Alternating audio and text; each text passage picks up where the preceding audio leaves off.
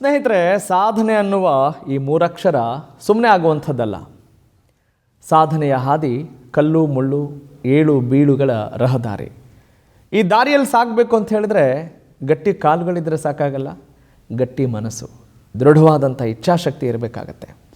ಅಂತಹ ಸಾಧನೆಯ ಕನಸುಳ್ಳ ಕಂಗಳಿಗೆ ಬಲ ಮತ್ತು ಸ್ಫೂರ್ತಿಯ ಸೆಲೆ, ಅದುವೇ ನಿಮ್ಮ TV5 ಅರ್ಪಿಸುವ ನಮ್ಮ ಬಾಹುಬಲಿ. ನಾನು ನಿಮ್ಮ ರಾಘವ ಸೂರ್ಯ.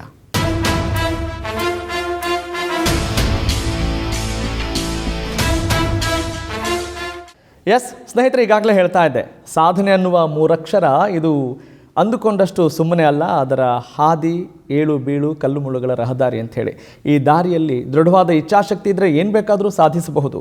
Wear there is a will there is a way ಅನ್ನೋದಕ್ಕೆ ಮತ್ತೊಂದು ಜ್ವಲಂತ ಉದಾಹರಣೆ ಅದು ನಮ್ಮ ಇವತ್ತಿನ ನಮ್ಮ ಬಾಹುಬಲಿ ವೇದಿಕೆಯಲ್ಲಿ ಆಸೀನರಾಗಿರುವಂಥ ಮಹಾನ್ ವ್ಯಕ್ತಿ.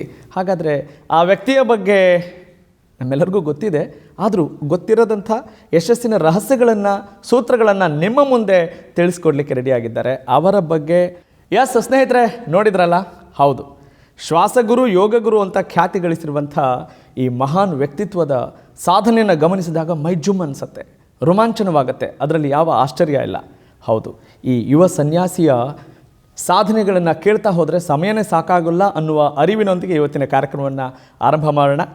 ಪಂಚಮಸಾಲಿ ಪೀಠದ ಜಗದ್ಗುರುಗಳು ಶ್ರೀ ಶ್ರೀ ಶ್ರೀ ವಚನಾನಂದ ಸ್ವಾಮೀಜಿ ನಮ್ಮ ಜೊತೆಗಿದ್ದಾರೆ. ಅವ್ರನ್ನ ಕಾರ್ಯಕ್ರಮಕ್ಕೆ ಬರಮಾಡ್ಕೊಳ್ಳೋಣ. ಸ್ವಾಮೀಜಿ, ಕಾರ್ಯಕ್ರಮಕ್ಕೆ ತುಂಬ ಹೃದಯದ ಆತ್ಮೀಯ ಪ್ರೀತಿಪೂರ್ವಕ ಸ್ವಾಗತ. ಧನ್ಯವಾದಗಳು. ನಮಸ್ಕಾರ. ನಮಸ್ಕಾರ. ಕೆಳಗೆ ನೀರಿನಲ್ಲಿ ನೈದಿಲೆ ಬಾನಲಿ ಚಂದಿರ ಮೇಲೆ, ಯಾರಿಗೆ ಯಾರಲ್ಲಿ ಪ್ರೇಮವೋ ಮನವು ನಿಲ್ಲುವುದಲ್ಲಿ ಅನ್ನೋದಕ್ಕೆ ಅನೇಕ ಜ್ವಲಂತ ಉದಾಹರಣೆಗಳನ್ನು ನೋಡಿದ್ದೇವೆ. ಅದರಂತೆ ಈ ಮಾತಿಗೆ ಪೂರಕವಾಗಿ ಸ್ವಾಮೀಜಿಯವರ ಮೊದಲ ಮಾತೇನು ಅನ್ನೋದನ್ನು ಕೇಳೋಣ. ಸ್ವಾಮೀಜಿ, ತಾವೊಬ್ಬ ಯುವ ಸನ್ಯಾಸಿ. ಯುವಕರು ಅಂತ ಹೇಳಿದ ತಕ್ಷಣ ಸನ್ಯಾಸಕ್ಕೂ ಈ ಯುವಕರಿಗೂ ಅವಿನಾಭಾವ ಸಂಬಂಧ ಇಲ್ಲವೇನೋ ಅಂದ್ಕೊಂಡಿರ್ತೀವಿ. ಆದರೆ ಅದಕ್ಕೆ ನೀವು ತದ್ವಿರುದ್ಧ ಉದಾಹರಣೆ ಏನಂತೀರಿ ತಾವು? ನಿಜಕ್ಕೂ ಯುವಕರು ಅಂತಂದರೆ ವಿವೇಕಾನಂದರು, ಯುವಕರು ಅಂತಂದರೆ ಪರಮಹಂಸ ಯೋಗಾನಂದರು, ಯುವಕರು ಅಂತಂದರೆ ಸ್ವಾಮಿ ರಾಮ ಅವರು, ಯುವಕರು ಅಂತಂದರೆ ಈ ದೇಶದ ಪ್ರಧಾನಿಗಳು. ಯುವಕ ಅನ್ನೋದು ಅದು ವಯಸ್ಸಿನಿಂದಲ್ಲ, ಅದು ಉತ್ಸಾಹದಿಂದ. ಭಾಳ ಜನ ವಯಸ್ಸಿಂದ 30 ಇರ್ತಾರೆ, ಆದರೆ ಅವರ ಯೋಚನೆಗಳು 90ರ ಯೋಚನೆ ಆಗಿರ್ತವೆ. ಇನ್ನು ಕೆಲವರು 90 ಇರ್ತಾರೆ, ಆದರೆ 20 ವರ್ಷದ ಯೋಚನೆಗಳಿರ್ತವೆ. ಸೊ ಯುವಕರು ಅಂತಂದರೆ ಉತ್ಸಾಹ, ಈ ಕ್ಷಣ ಯೋಚಿಸುವುದು, ಈ ಕ್ಷಣ ಬದುಕುವುದು ನಿಜವಾದ ಯುವಕರು. ವರ್ತಮಾನದಲ್ಲಿ ಬದುಕುವವರು ಅಂತ ಹೇಳ್ತೀರಿ. ಯಾಕಂದರೆ ಮಕ್ಕಳು ಅಂತಂದರೆ ಭವಿಷ್ಯದಲ್ಲಿ ಬದುಕುವವರಿಗೆ ಮಕ್ಕಳಂತ ಕರೀತಾರೆ, ಯುವಕರಿಗೆ ವರ್ತಮಾನದಲ್ಲಿ ಬದುಕುವವರು ಅಂತ ಕರೀತಾರೆ, ಮುದುಕರಿಗೆ ಭೂತದಲ್ಲಿ ಬದುಕುವವ್ರನ್ನ ಮುದುಕರು ಅಂತ ಕರೀತಾರೆ. ಸೊ ಹಾಗಾಗಿ ಯುವಕರು ಅಂತಂದರೆ ಈ ಕ್ಷಣ, ಈ ಸಮಯ ಬದುಕೋವನೇ ಯುವಕ. ದ ಪವರ್ ಆಫ್ ನಾವ್. ಈ ಕ್ಷಣದ ಮಹತ್ವದ ಬಗ್ಗೆ ತಿಳಿದುಕೊಳ್ಬೇಕು ಅಂತ ಯಾರಿಗೆ ಹಂಬಲ ಇರುತ್ತೋ ಅಥವಾ ಅದನ್ನು ತಿಳಿದುಕೊಳ್ತಾರೋ ಅವರು ನಿಜವಾದ ಯುವಕರು ಅಂತ ಹೇಳ್ತೀರಿ. This moment in time, one who lives his youth. Swamiji, ನಿಜಕ್ಕೂ ಬಹಳ ಆಶ್ಚರ್ಯ ಆಗುತ್ತೆ. ನಿಮ್ಮ ಪೂರ್ವಾಶ್ರಮವನ್ನು ಗಮನಿಸಿದಾಗ, ಹಿನ್ನೆಲೆಯನ್ನು ನೋಡಿದಾಗ, ನಿಮ್ಮ ಆ ಉತ್ಸಾಹ, ತುಡಿತ, ಸನ್ಯಾಸಿಯ ಗುಣಗಳು ಬಾಲ್ಯದಲ್ಲೇ ಇದ್ವು ಅನ್ನೋದನ್ನು ನಾವೆಲ್ಲ ತಿಳ್ಕೊಂಡಿದ್ದೀವಿ. ಹೇಗೆ ಈ ವಿಭಿನ್ನ ವ್ಯಕ್ತಿತ್ವ ಇಷ್ಟೊಂದು ಪ್ರಸಿದ್ಧಿಯನ್ನು ಪಡೀಲಿಕ್ಕೆ, ಜನಮೆಚ್ಚುಗೆಯನ್ನು ಗಳಿಸಲಿಕ್ಕೆ ಸಾಧ್ಯವಾಯಿತು? ಇದರ ಹಿಂದಿರುವಂಥ ರಹಸ್ಯ ಏನು ಅಂತೀರಿ? ಇದ್ರ ಹಿಂದೆ 4 ರಹಸ್ಯಗಳಿದ್ದಾವೆ. 4 ಜನಗಳ ಕೃಪೆ ಇದೆ. ಒಂದು ನಮ್ಮ ತಂದೆ ತಾಯಿಗಳಿಗೆ, ಅವರು ಈ ದೇಹಕ್ಕೆ ಜನ್ಮ ಕೊಟ್ಟರು. ಎರಡನೇದು ಗುರುಗಳು ನಮ್ಮ ಆತ್ಮಕ್ಕೆ ಜನ್ಮವನ್ನು ಕೊಟ್ಟರು. ದೇಹ, ಆತ್ಮ ಇವೆಲ್ಲದಕ್ಕೂ ನಿಂತವರು ದೇವರು. ಈ 3 ಕೃಪೆಗಳಕ್ಕಿಂತ ಅತಿ ದೊಡ್ಡ ಕೃಪೆ ನಮ್ಮ ಕೃಪೆ ನಮ್ಮ ಮೇಲಿರೋದು. ಯಾವುದೇ ಒಬ್ಬ ವ್ಯಕ್ತಿ ಯಶಸ್ವಿಯಾಗಬೇಕಾದ್ರೆ ಈ 4 ಕೃಪೆಗಳಿರಬೇಕು. ಒಂದು ತಂದೆ ತಾಯಿಗಳ, ಗುರುಗಳ, ದೈವಗಳ, ಎಲ್ಲಕ್ಕಿಂತ ಮುಖ್ಯವಾಗಿ ನಮ್ಮ ಕೃಪೆ ನಮ್ಮ ಮೇಲೆ ಇರಬೇಕು. ಸ್ವಾಮೀಜಿ, ತಾವು ತಾಂಶಿ ಎನ್ನುವ ಗ್ರಾಮದಲ್ಲಿ ಅಥಿಣಿಯ ಒಂದು ರೈತಾಪಿ ಕುಟುಂಬದಲ್ಲಿ ಜನಿಸ್ತೀರಿ. ತದನಂತರದಲ್ಲಿ ನೀವು ಸಾಮಾನ್ಯರಂತೆ ಶಿಕ್ಷಣವನ್ನು ಪಡೀಲಿಕ್ಕೆ ಮುಂದಾಗ್ತೀರಿ. ಬಾಲ್ಯ ಯೌವನಾವಸ್ಥೆಯಲ್ಲಿದ್ದಾಗಲೇ, ಕಾಲೇಜ್ ವಿದ್ಯಾಭ್ಯಾಸ ಮಾಡ್ತಾ ಇರುವಾಗಲೇ ಕ್ರಿಶ್ಚಿಯನ್ ಧರ್ಮ ನಿಮ್ಮನ್ನು ಬಹಳಷ್ಟು ಆಕರ್ಷಣೆ ಮಾಡುತ್ತೆ. ತದನಂತರದಲ್ಲಿ ನೀವು ಒಂದು ಯೋಗ ಗುರುಗಳಾಗಿ ಹೊರಹೊಮ್ತೀರಿ. ಹಿಂದೂ ಧರ್ಮದ ಪ್ರಚಾರಕರಾಗ್ತೀರಿ, ಒಂದು ಸಮುದಾಯದ ಪೀಠಾಧಿಪತಿಗಳಾಗ್ತೀರಿ. ಹೇಗೆ ಈ ಡೈವರ್ಷನ್ಸ್ಗಳು ಇದ್ದವು ಕೂಡ ಅದೆಲ್ಲವನ್ನು ಮೆಟ್ಟಿ ನಿಂತು ನೀವು ಹೇಗೆ ಫೋಕಸ್ಡ್ ಆಗಿ ನಿಮ್ಮ ಸಾಧನೆಯನ್ನು ಮಾಡಲಿಕ್ಕೆ ಸಾಧ್ಯವಾಯಿತು? ಆ ದಾರಿಯ ಬಗ್ಗೆ ಜ್ಞಾಪಿಸ್ಕೊಳ್ಳೋದಾದರೆ. ಒಂದು ನಾವು ಇದೆಲ್ಲದು ನಾವು ನಂಬೋದು ಇದ್ರ ಹಿಂದೆ ಒಂದು ಯಾವುದೋ ಒಂದು ಅದೃಶ್ಯ ಶಕ್ತಿ ಕೆಲಸ ಮಾಡ್ತಾಯಿದೆ ಅಂತ. ನಾನೊಂದು ವೀಣೆ, ನುಡಿಸೋನು ಯಾರೋ ಇದ್ದಾರೆ. ನಾನು ಕಾಣ್ತೀನಿ, ವೀಣೆ ಕಾಣ್ತದೆ, ನುಡಿಸೋರು ಕಾಣ್ತಾ ಇಲ್ಲ. ನಾನೇನು ಮಾಡಿಲ್ಲ. ಯಾವುದೊಂದು ಶಕ್ತಿ ಅದು ಈ ಶರೀರದ ಮೂಲಕ, ಈ ಜೀವ ಮೂಲಕ ಅದು ಮಾಡಿಸ್ತಾ ಇದೆ. ಯಾಕಂದರೆ ನಮ್ಮ ಬದುಕನ್ನು ನಾನು ನೋಡಿದ ಹಾಗೆ ನಾವು ಹೀಗೆ ಆಗಬಹುದಾ ಅಂತ ನಮಗೆ ಗೊತ್ತಿರಲಿಲ್ಲ. ಎಲ್ಲವೂ ಅನ್ನೋನ್ ವೇಗಲ್ಲಿ ಹೋಗಿದೆ. ನಾವೆಲ್ಲ ಕಾಣದೇ ಇರುವಂಥ ದಾರಿಗೆ ನಾವು ನಡೆದಿದ್ದೇವೆ. ಅನ್ನೋನ್ ರೋಡ್ ಅಂತ ಕರೀತಾರೆ. ನಾವು ಆಗ್ತಾನೆ 10ನೇ ಕ್ಲಾಸು ಮುಗಿಸಿದ್ದೀವಿ. ನನಗೆ ಆವಾಗ ಓದಬೇಕು, ತಿಳ್ಕೋಬೇಕು ಅನ್ನೋ ಮೊದಲಿಂದನೂ ಒಂದು ಕುತೂಹಲ. ಗುರುಗಳ ಸೇವೆ, ನಾವು ಅತ್ರಿಗಚ್ಚಿನ ಮಠದಾಗಿದ್ದಾಗ 100 ಜನ ಸ್ವಾಮಿಗಳು ಮಠಕ್ಕೆ ಬರ್ತಾಯಿದ್ರು. ಅವ್ರ ಬಟ್ಟೆ ತೊಳೆಯೋದು, ಅವ್ರ ಸೇವೆ ಮಾಡೋದು ಏನೋ ಒಂದು ಖುಷಿ ಕೊಡೋದು ನಮಗೆ. ಸೊ ಆವಾಗ ಪ್ರತಿ ಶಿವರಾತ್ರಿಗೆ ಧಾರವಾಡ ಮುರುಘಾ ಮಠದ ಸ್ವಾಮಿಗಳು ಅತ್ರಿಗಚ್ಚಿನ ಮಠಕ್ಕೆ ಬರ್ತಾಯಿದ್ರು. ಅವಾಗ ಭಾಳಷ್ಟು ಜನ ಧಾರವಾಡ ಮುರುಘಾ ಮಠದಿಂದ ಬೇಸಿಗೆ ಕಾಲದಲ್ಲಿ 100 ಜನ ಯುವಕರು ಪಾದಯಾತ್ರೆ ಮೂಲಕ ಅತ್ನಿ ಶಿವಗಳ ದರ್ಶನಕ್ಕೆ ಬರ್ತಾಯಿದ್ರು. ನಾವು ಅತ್ನಿ ಶಿವ ಗಚ್ಚಿನ ಮಠದಲ್ಲಿ ಇದ್ದುಕೊಂಡೇ ನಾವು ಅತ್ನಿ ಶಿವಳ ಬಗ್ಗೆ ಅಷ್ಟೊಂದು ಗೊತ್ತಿರಲಿಲ್ಲ. ಆದರೆ ದೇಶದ ವಿವಿಧ ಭಾಗಗಳಿಂದ ಅತ್ನಿ ಗಚ್ಚಿನ ಮಠಕ್ಕೆ ಬರ್ತಾಯಿದ್ರು. ಅದು ವಿಶೇಷವಾಗಿ ಧಾರವಾಡದಿಂದ ಭಾಳ ಜನ ಬರ್ತಾಯಿದ್ರು.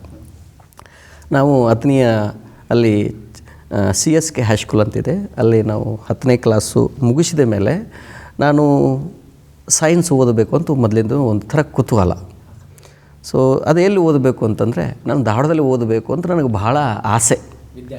ವಿದ್ಯೆ ಅಂದರೆ ಅವಾಗ ಧಾರವಾಡ ಅಂದರೆ ಒಂದು ನಮಗೆ ಒಂಥರ ಇವತ್ತು ಹಾರ್ವರ್ಡ್ ಯೂನಿವರ್ಸಿಟಿ, ಆಕ್ಸ್ಫರ್ಡ್ ಯೂನಿವರ್ಸಿಟಿ, ಆ ಥರ ಒಂದು ಧಾರವಾಡ ನೋಡಬೇಕು ಅಂತ ಏನೋ ಒಂದು ಕುತೂಹಲ. ಆವಾಗ ನಾನು ರಜೆ ಮುಗೀತು, ನಮ್ಮ ಊರಲ್ಲಿದ್ದೆ ನಾನು. ಅದು ಯೋಗ ನಮ್ಮೂರಲ್ಲಿ ಅಲ್ಲಿ ತೆಗ್ಗಿನ ಮಳ ಅಂತಿದೆ, ತೋಟಕ್ಕೆ ಮಳ ಅಂತ ಕರೀತಾರೆ. ಅಲ್ಲಿ ಶಿವಯೋಗ ಆಶ್ರಮ ಉದ್ಘಾಟನೆ. ಆ ಶಿವಯೋಗ ಆಶ್ರಮ ಉದ್ಘಾಟನೆಗೆ ಧಾರವಾಡ ಅಪ್ಪಗಳು ಅದರ ಉದ್ಘಾಟನೆಗೆ ಬರ್ತಾಯಿದ್ರು. ಸೊ ನನಗೆ ಏನು ಅಂತಂದರೆ ನಮ್ಮ ತಂದೆ ತಾಯಿಗಳಿಗೆ ಅಲ್ಲಿ ಧಾರವಾಡ ಅಪ್ಪಗಳ ಹತ್ರ ಕರ್ಕೊಂಡು ಹೋಗಬೇಕು ಹೇಳಿ ಅವ್ರನ್ನ ರಿಕ್ವೆಸ್ಟ್ ಮಾಡಿ ನಾನು ಧಾರವಾಡಕ್ಕೆ ಹೋಗಬೇಕು ಅಂತ ನನಗೆ ಕುತೂಹಲ. ಅದಕ್ಕಾಗಿ ನಾವು ಆಯಿತು ಅಂಥೇಳಿ ನಮ್ಮ ತಂದೆ ತಾಯಿಗಳಿಗೆಲ್ಲ ಹೇಳಿದ್ದೆ, ನಾಳೆ ಅಪ್ಪಗಳು ಬರ್ತಾರೆ ಮತ್ತು ಮೊಳಶಂಕರ್ ಅಪ್ಪಗಳು ಇರ್ತಾರೆ, ಈ ಎಲ್ಲರ ಮೊದಲೇ ನೀವು ಹೇಳಿ ಅವರಿಗೆ ಅಂಥೇಳಿ. ಆಯಿತು ಅಂಥೇಳಿದ್ರು. ನನಗೆ ನಾಳೆ ಬೆಳಗ್ಗೆ ಅದು ಉದ್ಘಾಟನೆ, ಇವತ್ತು ರಾತ್ರಿ ಎಲ್ಲ ನನಗೆ ಅದೇ ಯೋಚನೆ. ಸೊ ಮಲ್ಕೊಂಡು ನನಗೆ ಆ ಯೋಚನೆ ಒಳಗೆ ಮಾತಾಡ್ತಾ ಈ 2 ಗಂಟೆಯಿಂದ 3 ಗಂಟೆ ಗಾಢವಾದ ನಿದ್ರೆಯಲ್ಲಿದ್ದೆ ನಾನು. ಆವಾಗ ಒಬ್ಬರು ಬಂದು ತಮ್ಮ ಎದ್ದೇಳು ಅಂತ ನನಗೆ ಎಚ್ಚರಿಸಿ ನಾನು ನೋಡ್ತೇನೆ, ಅಲ್ಲಿ ನನ್ನ ಪಕ್ಕ ಒಂದು ಫೇಟ್ ಕಾರ್ ಇತ್ತು, ವೈಟ್ ಫೇಟ್ ಕಾರು. ಸೊ ಮತ್ತು ನನ್ನ ಕಣ್ಣು ಹಿಂಗೆ ನೋಡ್ಕೊಂಡು ಮತ್ತೆ ಮಲ್ಕೊಂಡೆ. ತಮ್ಮ ಎದ್ದೇಳು ಅಂತಂದು. ಏನು ರೀ ಅಂತಂದೆ. ಇಲ್ಲ ಧಾರವಾಡ ಅಪ್ಪಗಳು ಬಂದಾರ ಅಂತಂದ್ರು. ನಾವು ಹಾದಿ ತಪ್ಪಿ ಬಂದೀವಿ, ಅಲ್ಲಿ ನಾಳೆ ತಗ್ಗಿನ ಮಳಕ್ಕೆ ಹೋಗಬೇಕು, ತಮ್ಮ ದಾರಿ ತೋರಿಸು ಅಂತಂದರು. ನಾನು ಎದ್ದು ನೋಡ್ತೇನೆ, ಯಾರನ್ನು ನಾನು ಭೇಟಿ ಆಗಬೇಕು, ನಮ್ಮ ತಂದೆ ತಾಯಿಗಳು ಕರ್ಕೊಂಡು ಹೋಗ್ಬೇಕಂತ ರಾತ್ರಿಯೆಲ್ಲ ಯೋಚನೆ ಮಾಡಿದ್ದೆ. ಆ ಗುರುಗಳೇ ನನ್ನ ಎದುರಿಗೆ ಇದ್ದಾರೆ, ಕಾರಲ್ಲಿ ಕೂತ್ಕೊಂಡಿದ್ದಾರೆ. ನನಗೆ ಆಯಿತು, ನಂಬಲಿಲ್ಲ ನಾನು, ಇದು ನಿಜಕ್ಕನ ಅಥವಾ ಕನಸ ಅಂತ. ಸೊ ಅಲ್ಲೇ ಹೋಗಿ ಪಾದ ಹಿಡ್ಕೊಂಡ್ಬಿಟ್ಟೆ ಅವ್ರದ್ದು. ಪಾದ ಹಿಡ್ಕೊಂಡು ನಾನು ಹಂಗೆ ಬರ್ತೀನಿರಪ್ಪ ಅಂಥೇಳಿ 1 ನಿಮಿಷ ಅಂಥೇಳಿ ಹಾಸಿಗೆ ಮಾಡಿಸ್ಕೊಂಡು ನಮ್ಮ ಮನೆಗೆ ಹೋದೆ. ಅಲ್ಲೇ ಪಕ್ಕಕ್ಕೆ ಒಂದು 100 ಮೀಟ್ರು. ನಮ್ಮಪ್ಪ ಅಮ್ಮ ಮಲಗಿದ್ರು. ಅದು 3 ಗಂಟೆ ಟೈಮ್ ಅದು. ಸೊ ಅಪ್ಪ ಈಗ ಧಾರವಾಡ ಅಪ್ಪಗಳು ಬಂದಾರಂತ ಅವ್ರಿಗೇನು ಬರೀ ಧಾರವಾಡ ಅಪ್ಪಗಳ ಬಗ್ಗೆ ಹೇಳಿ ಮುರುಘಾ ಮಠದ ಬಗ್ಗೆ ಹೇಳಿ ಅವ್ರಿಗೆ ಒಂಥರ ತಲೆ ಇದನ್ನಾಗ್ಬಿಟ್ಟಿತ್ತು. ನಮ್ಮ ತಾಯಿಗೆ ನಮ್ಮಪ್ಪ ತಂದೆಯವರು ಹೇಳಿದ್ದು, ನೋಡು ಬಡಬಡಿಸಕತ್ತ ನೋಡಿ ಅಂತ ಹೇಳಿದ್ರು. ಸೊ ಅವ್ರಿಗೆ ಗೊತ್ತಿಲ್ಲ ಇದು, ಅವ್ನಿಗೆ ಗೊತ್ತಿಲ್ಲ ಇದು ಇದನ್ನು ಅಂತ. ನಮ್ಮ ತಂದೆ ಇದು ಕನಸು ಏನೋ ಅಂತಿರ್ಬೇಕು, ಸುಳ್ಳು ಹೇಳಕತ್ತೇನೆ ಅಂತ ಆ ಥರ ಅವ್ರಿಗೆ. ಇಲ್ಲಪ್ಪ ಅಲ್ಲಿ ಬಂದಾರ ನೋಡು ಅಂತ ಹೇಳಿದೆ. ಅವ್ರಿಗೆ ಕನ್ವಿನ್ಸ್ ಮಾಡಿದೆ ನಾನು. ಅವಾಗ ಅವ್ರು ಬಂದು ನೋಡಿದ್ರು, ನಮ್ಮ ತಂದೆ ತಾಯಿಗಳಿಗೆ ಕಣ್ಣಲ್ಲಿ ನೀರು. ಸೊ ಯಾರನ್ನ ಭೇಟಿ ಆಗಬೇಕು ಅಂತ ನಾವು ಕಾಯಕತ್ತೀವಿ, ಯಾಕಂದ್ರೆ ನಾವು ಜನಸಾಮಾನ್ಯರು. ಧಾರವಾಡ ಸ್ವಾಮಿಗಳನ್ನ ಭೇಟಿ ಆಗಬೇಕಂದ್ರೆ ಅವ್ರು ಭಾಳ ದೊಡ್ಡವರು, ಆ ಭಾವ. ಇದೆಲ್ಲ ಅಸಾಧ್ಯವಾದ ಮಾತು ಅಂತ ಅವ್ರು ಅಂದ್ಕೊಂಡಿದ್ರು. ಸೊ ಆಯಿತು ಅಂಥೇಳಿ ಫಸ್ಟ್ ಟೈಮ್ ನನ್ನ ಜೀವನದಲ್ಲಿ ಆ ಕಾರಲ್ಲಿ ಕೂತ್ಕೊಂಡೆ ನಾನು. Fate car white. ಅದನ್ನು ಅಲ್ಲಿಂದ ಒಂದು 2.5 ಕಿಲೋಮೀಟರ್ ಇದೆ, ಅಲ್ಲಿ ಹೋದಿ ಅದು ಬೇಸಿಗೆ ಸಮಯ, ಅದು ಮೇ ತಿಂಗಳಲ್ಲಿ. ಅಲ್ಲಿ ಸ್ವಾಮಿಗಳಿಗೆ ಕಾಟ್ ಹಾಕಿದ್ರು ಹೊರಗಡೆ. ಅವರು ಮಲಗಿದ್ರು. ತಮ್ಮ ಸೇವೆ ಮಾಡ್ತೀನಿ, ನಿನಗೆ ಸೇವೆ ಬರ್ತದ ಅಂತ ಕೇಳಿದ್ರು. ಬರ್ತತ್ರಪ್ಪ ಅಂತ ಹೇಳಿದೆ ನಾನು. ಅಲ್ಲಿ ನಾನು ಪಾದ ಓದ್ತಾ ಇದ್ದೆ ಅವ್ರದ್ದು. ಸೊ ಒಳಗಡೆ ನನಗೆ ಅನಿಸ್ತಾ ಇತ್ತು, ಅಪ್ಪಗಳು ನಾನು ನಿಮ್ಮ ಜೊತೆ ಕರ್ಕೊಂಡು ಹೋಗ್ರಿ ನನ್ನ ಅಂತ. ಬಟ್ ಹೇಳೋಕ್ಕಾಗ್ತಾ ಇಲ್ಲ. ನಾನು ಅಂಗಾಲ ಹಿಂಗೆ ಒತ್ತಿ ಪ್ರೆಸ್ ಮಾಡ್ತಾಯಿದ್ದೆ. ಅಲ್ಲಿ ಈಗ ಅವ್ರ ಸ್ವಾಮಿಗಳಿದ್ದಾರೆ, ಒಬ್ಬರು ಬಸವಲಿಂಗ ಸ್ವಾಮಿಗಳು, ಬಟ್ಕುರ್ಕಿ ಅಂತಿದೆ, ರಾಮದುರ್ಗ ತಾಲೂಕದು. ಅವ್ರು ಈ ಮರಿ ಸೇವಾ ಚೆನ್ನಾಗಿ ಮಾಡ್ತೈತಿ, ಬರ್ತೀನಿ ನಮ್ಮ ಧಾರವಾಡಕ್ಕೆ ಅಂತ ಕೇಳಿದ್ರು ಅವರು. ನಾನು ಏನು ಯೋಚನೆ ಮಾಡ್ತಂದೆ, ಆಯ್ತುರಪ್ಪ ಬರ್ತೀನಿ ರೀಪ್ಪ ಅಂತಂದೆ ನಾನು. ರೋಗಿ ಬಯಸಿದ್ದು ಹಾಲವನ್ನು ವೈದ್ಯ ಹೇಳಿದ ಹಾಲವನ್ನು. ಆ ಖುಷಿಯೊಳಗೆ ಅವ್ರಿಗೆ ಬಿಸಿನೀರು ಕಟ್ಟಿಗೆಯಿಂದ ದೊಡ್ಡ ಹಂಡೆಯಲ್ಲಿ ನೀರು ಕಾಸಿ ಅವ್ರಿಗೆ ಮೈಯೆಲ್ಲ ಹಚ್ಚಿ ಎಣ್ಣೆ ಹಚ್ಚಿ ಸ್ನಾನ ಮಾಡಿಸಿ, ಆ ಖುಷಿಯೊಳಗೆ ನಾನು 6:30 ಎಲ್ಲ ಸ್ನಾನ ಆಯಿತು. ಆ ಖುಷಿಯೊಳಗೆ ನಾನು ನಡ್ಕೊಂಡು ಓಡ್ಕೋತ ಹೋಗಿದ್ದೆ ನಮ್ಮ ಮನೆಗೆ. ಹೇಳಿ ನಮ್ಮ ತಂದೆಗಳೆಲ್ಲ ಹೇಳಿದೆ, ಅವ್ರನ್ನ ಕರ್ಕೊಂಡು ಬಂದೆ. ಈ ಥರ ಎಲ್ಲ ಅಪ್ಪಗಳು ಬಾ ಅಂತ ಹೇಳಿದಂತ ಕಾರ್ಯಕ್ರಮ ಮುಗೀತು. ಅವ್ರ ಜೊತೆಗೆ ಅದೇ ಕಾರಣದಲ್ಲಿ ಧಾರವಾಡಕ್ಕೆ ಬಂದೆ ನಾನು. ಆವತ್ತು ನಾನು ಬಿಟ್ಟವನು ಮತ್ತೆ ನಾನು ಮನೆಗೆ ಹೋಗಿಲ್ಲ. ನಿಮಗೆ ಬಹಳ ಇಷ್ಟ ಆಗ್ತಿತ್ತು ಆ ಹಾದಿ? ಅದಿಷ್ಟ ಆಯ್ತು. ಆದರೆ ಸ್ವಾಮೀಜಿ, ನೀವು ಕಾಲೇಜಿಗೆ ಸೇರ್ಪಡೆ ಆಗ್ತೀರಿ, ಸೈನ್ಸ್ನ ಆಯ್ಕೆ ಮಾಡ್ಕೊಳ್ತೀರಿ, ಏನೋ ಒಂದು ಗುರಿ ಇರಬೇಕಲ್ಲ. ಸಾಮಾನ್ಯವಾಗಿ ಸೈನ್ಸ್ ಅಂತ ಹೇಳಿದ್ರೆ ಇತ್ತೀಚೆಗೆ ಇಂಜಿನಿಯರಿಂಗು, ಡಾಕ್ಟ್ರು ಏನೋ ಆಗಬೇಕು ಅನ್ನೋ ಒಂದು ಭಾವನೆ ಇರುತ್ತೆ.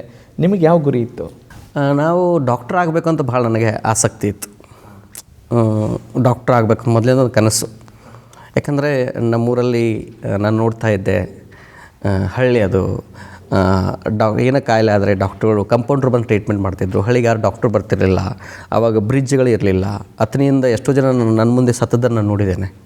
ಗರ್ಭಿಣಿಯರು ಅವರು ಇರಲಿಲ್ಲ. ಹಾಗಾಗಿ ನಾನು ಏನಾದರೂ ಒಬ್ಬ ಒಳ್ಳೆ ಡಾಕ್ಟ್ರ್ ಆಗಬೇಕು ಅಂತ ಮೊದಲಿಂದ ನನಗೊಂದು ಕನಸಿತ್ತು. ಅದಕ್ಕಾಗಿ ನಾನು ಸೈನ್ಸನ್ನು ಆಯ್ಕೆ ಮಾಡಿಕೊಂಡೆ. ಧಾರವಾಡದಲ್ಲಿ ವಿದ್ಯಾರಣ್ಯ ಕಾಲೇಜ್ ಅಂತಿದೆ. ಸೊ ಅಲ್ಲಿ ಒಬ್ಬರು ನಮಗೆ ಸಂಕೇಶ್ವರ ಸರ್ ಅಂತ ಇದ್ದರು. ಅವ್ರು ಫಿಸಿಕ್ಸ್ ಹೇಳ್ಕೊಡ್ತಾಯಿದ್ರು, ಆಪ್ಟಿಕ್ ಸೈನ್ಸ್ ಅದು. ನನಗೆ ಅವ್ರು ಭಾಳ ಪ್ರಭಾವಿತರಾಗಿದ್ದೆ ನಾನು. ಅವ್ರು ನೋಡೋಕೆ ಒಂಥರ ಐನ್ಸ್ಟೈನ್ ನನಗೆ ಕಾಣ್ತಿದ್ರು.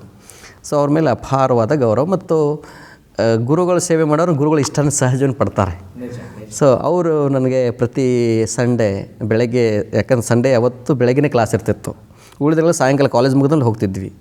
ಸಂಡೇಗೆ ಪ್ರತಿ ಸಲ ಮನೆಗೆ ಕರ್ಕೊಂಡು ಹೋಗ್ತಾಯಿದ್ರು. ಹೋಗುವ ಸಂದರ್ಭದಲ್ಲಿ ಅವ್ರು ಏನು ಮಾಡ್ತಾಯಿದ್ರು, ಈ ಧಾರವಾಡದಲ್ಲಿ ಬಾಷಲ್ ಮಿಷನ್ ಇದೆಯಲ್ಲ, ಅಲ್ಲಿ ಒಂದು ಚರ್ಚ್ ಇದೆ, ಆ ಚರ್ಚಿಗೆ ಪ್ರೇಯರ್ಗೆ ಕರ್ಕೊಂಡು ಹೋಗ್ತಿದ್ರು ಅವರು.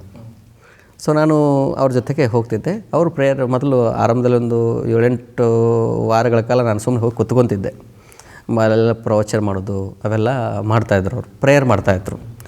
ಸೊ ಆಮೇಲೆ ಅವರು ನನಗೆ ಇಷ್ಟ ಆಯ್ತು ಅದು. ಅವರು ನನಗೆ ಇದ್ರ ಬಗ್ಗೆ ಎಲ್ಲ ಹೇಳ್ಕೋತ ಹೋಗಿದ್ರು ಸರು, ನಮ್ಮ ಸಂಕೇಶ್ವರ ಸರ್. ಫಿಸಿಕ್ಸು ಎಲ್ಲ ಹೇಳ್ತಾ ಇದ್ದೀವಿ, ಆಪ್ಟಿಕ್ ಸೈನ್ಸ್ ಕಲಿತಾ ಇದ್ದೀವಿ. ಜೊತೆಗೆ ಅದೇನೋ ಒಂದು ನನಗೆ ಜೀಸಸ್ಸು ಏಸು ಬಗ್ಗೆ ಅವನ ಜೀವನ ಚರಿತ್ರ, ಆಮೇಲೆ ಇವರು ಆ ಶಿಲುಬೆಗೆ ಇರುವಂಥ ದೃಶ್ಯ ನನಗೆ ಬಹಳ ಅತ್ಯಂತ ಇಷ್ಟವಾಗಿದ್ದ ದೃಶ್ಯ ಅದು. ಸೊ ಎಂಥ ಮಹಾನ್ ವ್ಯಕ್ತಿಗಳು ಇವರು ಅಂಥೇಳಿ. ಸೊ ಅಲ್ಲಿ ಪ್ರೇಯರ್ ಹೋಗ್ತಿದ್ದೆ. ಹೋಗಿ ನಿಂತ್ಕೊಂಡು ಅಲ್ಲೊಂದು ಕೊನೆಗೆ ಫಾದರ್ ಹೋಗಿ ಕೊನೆಗೆ ಪ್ರೇಯರ್ ಮುಗಿದ ತಕ್ಷಣ ಒಂದು ಇದನ್ನು ಪ್ರಸಾದ ಕೊಡ್ತಾಯಿದ್ರು, ಪರಮಪ್ರಸಾದ. ನಾಳೆ ಅದು ಒಂಥರ ಏನೋ ಒಂದು ಖುಷಿ ಆಗೋದು. ಸೊ ಹೀಗೇ ಮಾಡ್ತಾಯಿದ್ದೆ ನಾನು. ನನಗೆ ಎಷ್ಟು ಪ್ರಭಾವಿತನಾದ ಅಂತಂದರೆ, ನಾನು ಯಾಕೆ ಈ ಥರ ಏಸು ಮಾರ್ಗ ಹಿಡ್ಕೋಬಾರ್ದು ಅಂತ ಅನ್ನಿಸ್ತು ನನಗೆ.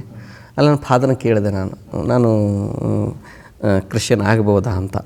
ಧರ್ಮಾಂತರ ಅಂದರೆ ನನಗೆ ಈ ಧರ್ಮಾಂತರ ಇರೋಮಂತ ಗೊತ್ತಿರಲಿಲ್ಲ. ಆವಾಗ ಈ ಹಿಂದೂ ಧರ್ಮ, ಕ್ರಿಶ್ಚಿಯನ್ ಧರ್ಮ, ಬೌದ್ಧ ಧರ್ಮ, ಈ ಜೈನ ಧರ್ಮ ಇವ್ಯಾವ ಗೊತ್ತಿರಲಿಲ್ಲ. ಬಟ್ ನನಗೆ ಇಷ್ಟ ಆಯಿತು. ಸ್ವಾಮೀಜಿ, ಆ ಸಮಯದಲ್ಲಿ ನೀವು ಸ್ವಾಮೀಜಿಗಳ ಸೇವೆ ಮಾಡ್ತಾ ಇದ್ದಂಥವರು, ಚರ್ಚ್ನ ಫಾದರ್ ಬಹಳ ಆಕರ್ಷಿತರಾಗ್ತಾರೆ, ಸಂಕೇಶ್ವರ ನಿಮ್ಮ ಗುರುಗಳ ಆಕರ್ಷಿತರಾಗ್ತಾರೆ. ಇಲ್ಲಿ ಇಲ್ಲದೆ ಇರೋದು ಅಲ್ಲಿ ಏನು ಕಂಡ್ರಿ ಅಂತ ಆ ಕ್ಷಣದಲ್ಲಿ ನಿಮಗೆ ಅನಿಸಿತ್ತು? ಯಾಕೆಂದರೆ ನಾನು ಧಾರವಾಡ ಮುರುಘಾ ಮಠದಲ್ಲಿದ್ದಾಗ 100 ಜನ ವಿದ್ಯಾರ್ಥಿಗಳು ಇರ್ತಿದ್ರಲ್ವಾ. ಸೊ ಅಲ್ಲಿ ಏನಾಗ್ತಿತ್ತು, ಮುರುಘಾ ಮಠದಲ್ಲಿ ಸ್ವಾಮಿಗಳನ್ನ ನಾವು ಭೇಟಿಯಾಗೋದು ಒಂದು ಪ್ರೇಯರ್ನಲ್ಲಿ, ಪ್ರೇಯರ್ ಮಾಡುವಾಗ. ಮತ್ತು ಹೀಗೆ 1 to 1 ಮಾತಾಡ್ತಿಲ್ಲ. ಅಂದರೆ ಸ್ವಾಮಿಗಳಂದ್ರೆ ಭಯ ಪಡ್ತಿದ್ವಿ ನಾವು ಹೆಚ್ಚು. ಅಂದರೆ ಅಲ್ಲಿ ಭಯ ಇರ್ತಿತ್ತು. ಅಪ್ಕೊಂಡು ಭೇಟಿ ಆಗ್ಬೇಕಂದ್ರೆ ಅವ್ರ ಅಸಿಸ್ಟೆಂಟ್ಗಳನ್ನ ಅವರೆಲ್ಲ ಭೇಟಿ ಆಗ್ಬೇಕು. ಇಲ್ಲಿ ಆ ವಾತಾವರಣ ಇರಲಿಲ್ಲ ನನಗೆ. ಅದು ಇಷ್ಟ ಆಯ್ತು ನನಗೆ. ಒಂಥರ ಫ್ರೆಂಡ್ಲಿಯಾಗಿ ಮಾತಾಡ್ತಾಯಿದ್ರು. ನಮ್ಮ ಭಾವನೆಗಳನ್ನು, ವಿಚಾರಗಳನ್ನು ಭಾಳ ಮುಕ್ತವಾಗಿ ಅಭಿವ್ಯಕ್ತಪಡಿಸ್ಲಿಕ್ಕೆ ಅವಕಾಶ ಇತ್ತು. ಸೊ ಅದು ನನಗೆಲ್ಲೇ ಒಂದು ಕಡೆಗೆ ಪ್ರೇರಣೆ ಆಯಿತು. ಅದಕ್ಕೆ ನಾನು ಏನು ಮಾಡಿದೆ, ನಾನು ಧಾರವಾಡ ಮುರುಘಾ ಮಠದಲ್ಲಿದ್ದಾಗ ನಾನು ಆತ್ಮೀಯ ಸ್ನೇಹಿತರಕ್ಕಿಂತನೂ ನನಗೆ ವೆಲ್ ವಿಷರ್ಸು ಮತ್ತು ಒಂಥರ ಮೆಂಟರ್ಸ್ ಅಂಥೇಳಿ ನನಗಿಂತ ಹಿರಿಯರು ಆ ಚರ್ಚಿಗೆ ಕರ್ಕೊಂಡು ಹೋದೆ ಫಾದರ್ ಹತ್ತಿರ. ಸಂಡೇ ಅದು ಅವರೆಲ್ಲ ಪ್ರಿಪೇರ್ ಮಾಡಿ ನಾನು ಈ ಥರ ನೀವು ನಾನು ಹೇಳಿ ಬರಬೇಕು ಅಂಥೇಳಿ. ಆಯಿತು ಬರ್ತೀವಿ ಅಂಥೇಳಿ ಬಂದರು ಅವರು. ಬಂದು ಅಲ್ಲಿ ಚರ್ಚ್ ಪಕ್ಕ ರೂಮ್ ಇದೆ, ಅಲ್ಲಿ ಹೋಗಿ ಕೂತ್ಕೊಂಡಿವಿ. ಎಲ್ಲ ನಾನು ಮಾತಾಡಿದ್ಮೇಲೆ ಅವರು ಮಾತಾಡೋಕ್ಕೆ ಹೋದರು. ಅದು ಅವ್ರು ಜಗಳ ತೆಗೆದುಬಿಟ್ರು ಅವ್ರ ಜೊತೆಗೆ. ಯಾಕಂದರೆ ಆವಾಗ ಯಾವ ಕಾರಣಕ್ಕೆ ಅಲ್ಲಿ ಸಂಘರ್ಷ ಆಗುತ್ತೆ ಸ್ವಾಮೀಜಿ? ಅಂದರೆ ಅವರು ABPಯಲ್ಲಿ ಆ್ಯಕ್ಟಿವ್ ಇದ್ದರು ಅವರು. ಆವಾಗ ABP ಬಹಳ ಇದ್ದು, ನಾನು ಇನ್ನೂ ಅಲ್ಲಿ ತನಕ ABPಯಲ್ಲಿ ಇರಲಿಲ್ಲ. ಸೊ ಅವರು ಏನು ಮಾಡಿದ್ರು, ಅವ್ರಿಗೆ ಈ ಧರ್ಮ ಇದ್ರ ಬಗ್ಗೆ ಭಾಳ ಗೊತ್ತಿತ್ತು, ನನಗೆ ಗೊತ್ತಿರಲಿಲ್ಲ. ಅದು ಹಿಂಗಿಲ್ಲ, ಇಷ್ಟೆಲ್ಲ ರಾದ್ದಾಂತಗಳು ಅದಾವೆ ಅಂತ ಗೊತ್ತಿರಲಿಲ್ಲ ಆ್ಯಕ್ಚುಲಿ. ಇದ್ರ ಬಗ್ಗೆ ನಾನು ಎಂದೂ ತಿಳ್ಕೊಂಡಿಲ್ಲ. ಆ ಥರ ನಾವು. ಸೊ ಅವರು ನೀವು ಧರ್ಮಾಂತರ ಮಾಡಕತ್ತೀರಿ ಅಂಥೇಳಿ ಅವರು ಜಗಳ ತೆಗೆದುಬಿಟ್ರು. ನನಗೆ ಆ ಕ್ಷಣಕ್ಕೆ ಶಾಕ್ ಆಗಿಬಿಡ್ತು. ನಾನು ಕರ್ಕೊಂಡ್ಬಂದು ನಾನು ಫೇವರ್ ಆಗಿ ಮಾತಾಡೋಕ್ಕೆ, ಇವ್ರನ್ನ ಟೋಟಲ್ ನಾನು ಅಗೇನೆಸ್ಟು ಅಂಥೇಳಿ. ನಾನು ರಾಂಗ್ ನನಗೆ ಕನ್ಫ್ಯೂಸ್ ಆಗಿಬಿಡ್ತು. ಅವರು ಮೋಸ್ಟ್ಲಿ ನನ್ನ ಹತ್ತಿರ ಬಂದು ಇವ್ರು ಏನು ಮಾಡೋದು ತಿಳ್ಕೊಳಕ್ಕೆ ಬಂದ್ರು ಅಂತ ಅನಿಸ್ತು ನನಗೆ. ಇವ್ರ ಫ್ರೆಂಡ್ಸು ಇವ್ರು ನನಗೆ ಪೂರಕವಾಗಿ ಬರಲಿಲ್ಲ, ಮಾರಕವಾಗಿ ಬಂದುಬಿಟ್ರು ಅಂತ ಅನಿಸ್ತು. ಅವರು ಕರ್ಕೊಂಡು ಬನ್ನಿ ಅಂತೇಳಿ ಕರ್ಕೊಂಡು ಬಂದರು ಅವ್ರು ನನ್ನ ಮುರುಘಾ ಮಠಕ್ಕೆ. ಕರ್ಕೊಂಡು ಬಂದು ಅಲ್ಲಿ ಸ್ವಾಮಿಗಳಿಗೆ ಹೇಳಿದರು, ನಮ್ಮ ಅತನಿಗೆ ಫೋನ್ ಮಾಡಿ ಹೇಳಿದರು, ನಮ್ಮ ಪೂರ್ವಾಶ್ರಮ ತಂತೆಗಳಿಗೆ ಹೇಳಿದರು. ಅದು ಟೋಟಲಿ ನಾನು ಅಂದ್ಕೊಂಡದೆ ಬೇರೆ. ಅಲ್ಲಿಂದ ಲೈಫೇ ಟೋಟಲ್ ಚೇಂಜ್ ಆಗಿಬಿಡ್ತು. ಅಲ್ಲಿ ಎಲ್ಲರಿಗೂ ಆಶ್ಚರ್ಯ, ಅದೊಂದು ಶಾಕ್. ಅದು ಆ ಟೈಮ್ನಲ್ಲಿ ಈ ಥರ ಅದೊಂಥರ ದೊಡ್ಡ ಅಪರಾಧ ಅನ್ನೋ ಹಾಗೆ ಅದು ಆ ಘಟನೆ ಆಯಿತು. ಅಲ್ಲಿ ನಾನು ಮತ್ತು ಅತನಿಗೆ ಕಾಲೇಜೆಲ್ಲ ಅಲ್ಲೇ ನಿಂತು ಹೋಗ್ಬಿಡ್ತು. ಕಾಲೇಜಿಗೆ ನೀವು ಓದೋದು ಭಾಳ ಇದೆ, ಇದೇನು ಅವಶ್ಯಕತೆ ಇಲ್ಲ ಅಂತೇಳಿ ನಾನು ಕರೆಸಿದ್ರು ವಾಪಸ್ಸು. ಸೊ ಅಲ್ಲಿಂದ ನನಗೆ ಗಚ್ಚಿನ ಮಠದಲ್ಲಿದ್ದೆ. ಅಲ್ಲಿ ನಮ್ಮ ಇಳಕಲ್ಲ ಇವತ್ತಿನ ಗುರು ಮಹಂತ ಸ್ವಾಮಿಗಳು ಇದ್ದಾರಲ್ಲ, ಗುರು ಮಹಂತ ಅಪ್ಪಗಳು, ಅವರು ಅತನಿಗೆ ಬಂದಾಗ ಆವಾಗ ನಮ್ಮ ತಂದೆ ತಾಯಿಗಳು ಮತ್ತು ನಮ್ಮ ಗುರುಗಳು ಆಲ್ರೆಡಿ ದೊಡ್ಡ ಇಶ್ಯೂ ಆಗಿತ್ತಿದು. ನಾವು ಹಿಂಗೆ ಮಾಡ್ತಾ ಇರೋದು ಅಂಥೇಳಿ, ನಾವು ಮಾಡಿದ್ದು ಒಂದು ಆಗ್ತಾ ಇರೋದು ಒಂದು ಅಂಥೇಳಿ ಅದು ಭಾಳ ಸೀರಿಯಸ್ ಆಗಿ ತೊಗೊಂಡಿದ್ರು ಅವ್ರು. ನಾನು ಅಷ್ಟು ಸೀರಿಯಸ್ ತೊಗೊಂಡಿರಲಿಲ್ಲ ಇದು.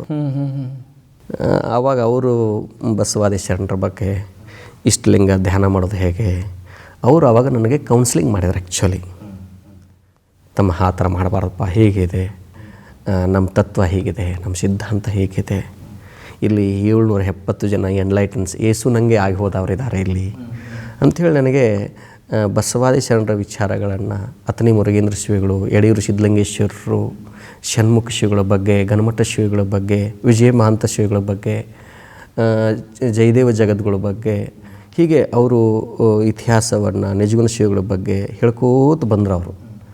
ಆವಾಗ ನನಗೆ ಹೌದಲ್ಲ, ಸರಿ ಇದೆ ಅಂಥೇಳಿ ನಾನು ಅವರು ಮಾರ್ಗದರ್ಶನದಲ್ಲಿ ನಾನು ನನ್ನ ಬದುಕನ್ನು ಆರಂಭ ಮಾಡಿದೆ. ನಾನು ಅದ್ಭುತ ಅನಿಸುತ್ತೆ ಸ್ವಾಮೀಜಿ ನಿಮ್ಮ ಮಾತುಗಳನ್ನು ಕೇಳ್ತಾ ಹೋದರೆ. ಸ್ವಾಮೀಜಿ, ತಾವು ಯುವಕರು ಇದ್ದೀರಿ, ಸನ್ಯಾಸಿಗಳು ಇದ್ದೀರಿ.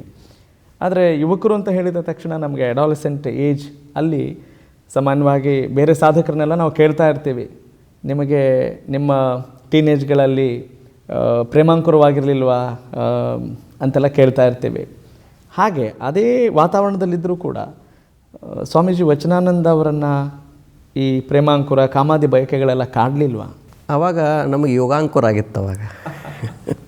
ಅಂದರೆ ಆವಾಗ ನಮ್ಮ ಅದೊಂದು ಹೇಳ್ತಾರೆ ಯೋಗಿಕ ಭಾಷೆಯಲ್ಲಿ, ಶಕ್ತಿ ಅದೇನೆ, ಅದು ಅಧೋಮುಖ ಆದರೆ ಅದು ವಿನಾಶಕ್ಕೆ ದಾರಿ, ಅದು ಊರ್ಧ್ವಮುಖ ಆದರೆ ವಿಕಾಸಕ್ಕೆ ದಾರಿ.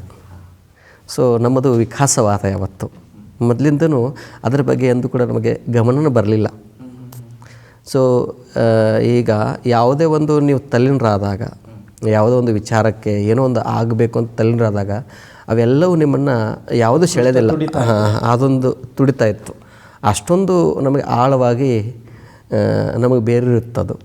ಅದು ಇಟ್ಸ್ ಸ್ವಭಾವತ ಅಂತ ಅನ್ನಿಸ್ತದೆ ನನಗೆ.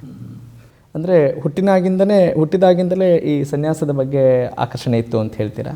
ಹಾಂ, ಸನ್ಯಾಸಿ ಅಂತಂದರೆ ನಮ್ಮ ಜೀವನದ ಒಂದು ಸತ್ಯವನ್ನು ತಿಳ್ಕೊಳ್ಬೇಕು, ಯಾಕೆಂದರೆ ನಿರ್ಧಾರ ಮಾಡಿಬಿಟ್ಟಿದ್ರೆ. ನಾವು ಚಿಕ್ಕವರಿದ್ದಾಗ ನಮ್ಮೂರಿಗೆ ಕೆಲವು ಪ್ರವಚನಕಾರ ಬರ್ತಿದ್ರು. ಸಿದ್ದೇಶ್ವರ ಅಪ್ಪಗಳು ಭಾಳ ದೊಡ್ಡ, ಆ ಸಂದರ್ಭದಲ್ಲಿ ಅವ್ರ ಗುರುಗಳು ಮಲ್ಲಿಕಾರ್ಜುನ ಜ್ಞಾನಗಾಶ್ರಮದ ಅವರು ಭಾಳ ಪ್ರಭಾವ ಬೀರಿದ್ರು ನಮ್ಮ ಮೇಲೆ. ಪ್ರವಚನ ಕೇಳ್ತಿದ್ವಿ, ಬಟ್ ಆದರೆ ಪ್ರವಚನ ಕೇಳ್ತಿದ್ವಿ ಅಷ್ಟೇ. ಆದರೆ ಓದೋದ್ರಲ್ಲಿ ಟೈಮ್ ಸಿಗ್ತಿರಲಿಲ್ಲ ಇವೆಲ್ಲ ತಿಳ್ಕೊಬೇಕು ಅಂತಂದರೆ. ಈಗ ಸೈನ್ಸ್ ಮಾಡಿದ್ಮೇಲೆ ಕಂಪ್ಲೀಟ್ ಅದಕ್ಕೆ ಫೋಕಸ್, ಡೆಡಿಕೇಶನ್ ಬೇಕಾಗತ್ತೆ.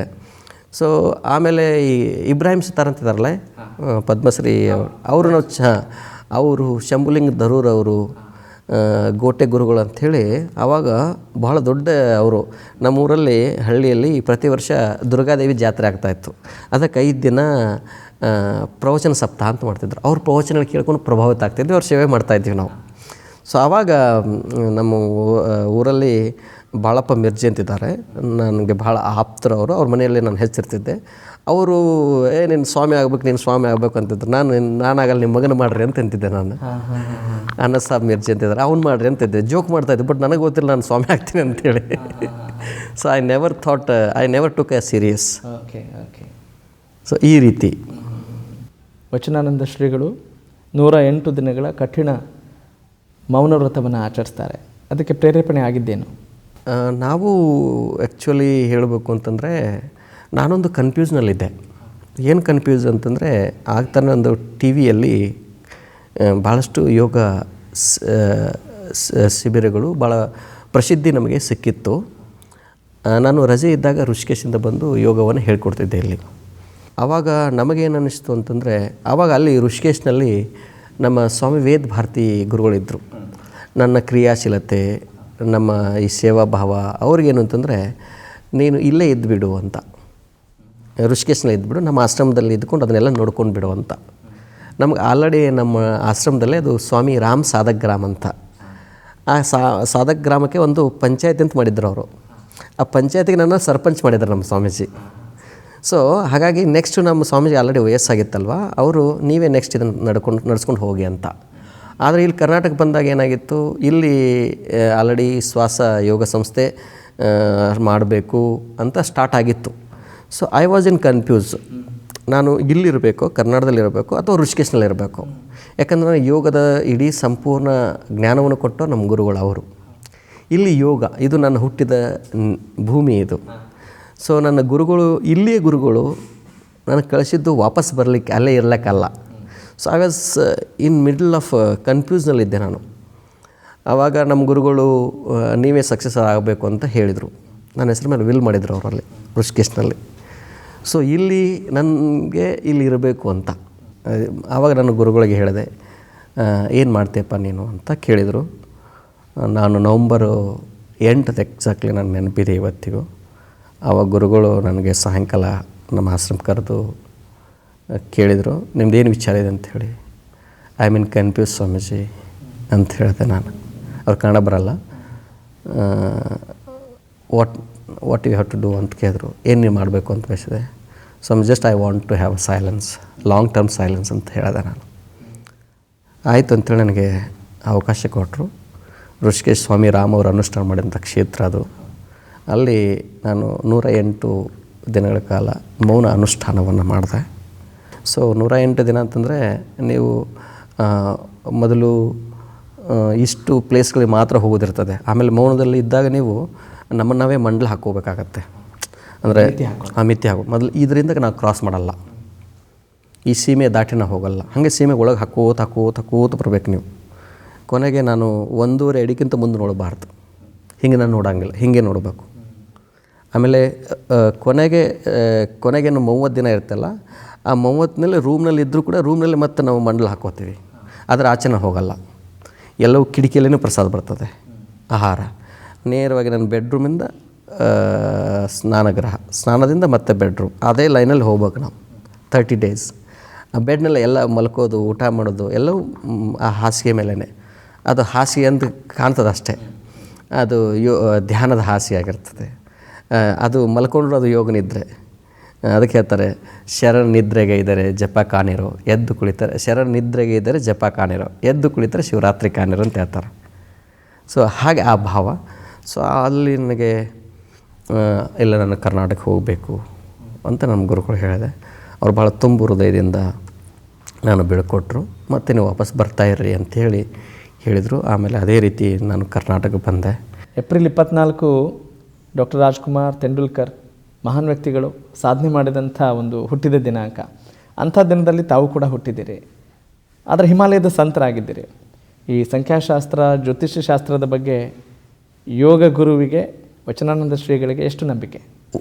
ಬೇರೆಯವರ ನಂಬಿಕೆಯನ್ನು ನಾನು ಗೌರವಿಸ್ತೇನೆ. ಆಮೇಲೆ ಕೆಲವೊಂದನ್ನು ನಾವು ಹೇಳಲಿಕ್ಕೆ ಇಷ್ಟಪಡಲ್ಲ. ಕೆಲವೊಂದನ್ನು ಹೇಳಿದ ತಕ್ಷಣ ಅದಕ್ಕೆ ಮಹತ್ವ ಕಳ್ಕೊತದೆ, ಅದರ ರಹಸ್ಯ ಕಳ್ಕೊತದೆ. ಕೆಲವೊಂದು ಗೌಪ್ಯವನ್ನು ರಹಸ್ಯವಾಗಿ ಇಟ್ಕೊಂಡ್ರೆ ಒಳ್ಳೆಯದು ಅಂತ. ಓಕೆ, ಪ್ರಶ್ನೆಗೆ ರಹಸ್ಯವೇ ಉತ್ತರ ಅಂತ ಹೇಳಿ. ಹಾಗೆಯೇ ವಚನಾನಂದ ಶ್ರೀಗಳನ್ನು ನೋಡಿದಾಗ ಒಬ್ಬ ಗುರುಗಳು ನಿಮಗೆ ಭವಿಷ್ಯ ನುಡಿತಾರೆ, ನಿಮಗೆ ದಿವ್ಯ ದೃಷ್ಟಿ ಇದೆ ಅಂತ ಹೇಳ್ತಾರೆ. ಹಾಗೆ ಹೇಳಿದ ತಕ್ಷಣ ನಿಮಗಾದಂಥ ಅನುಭವ ಏನು?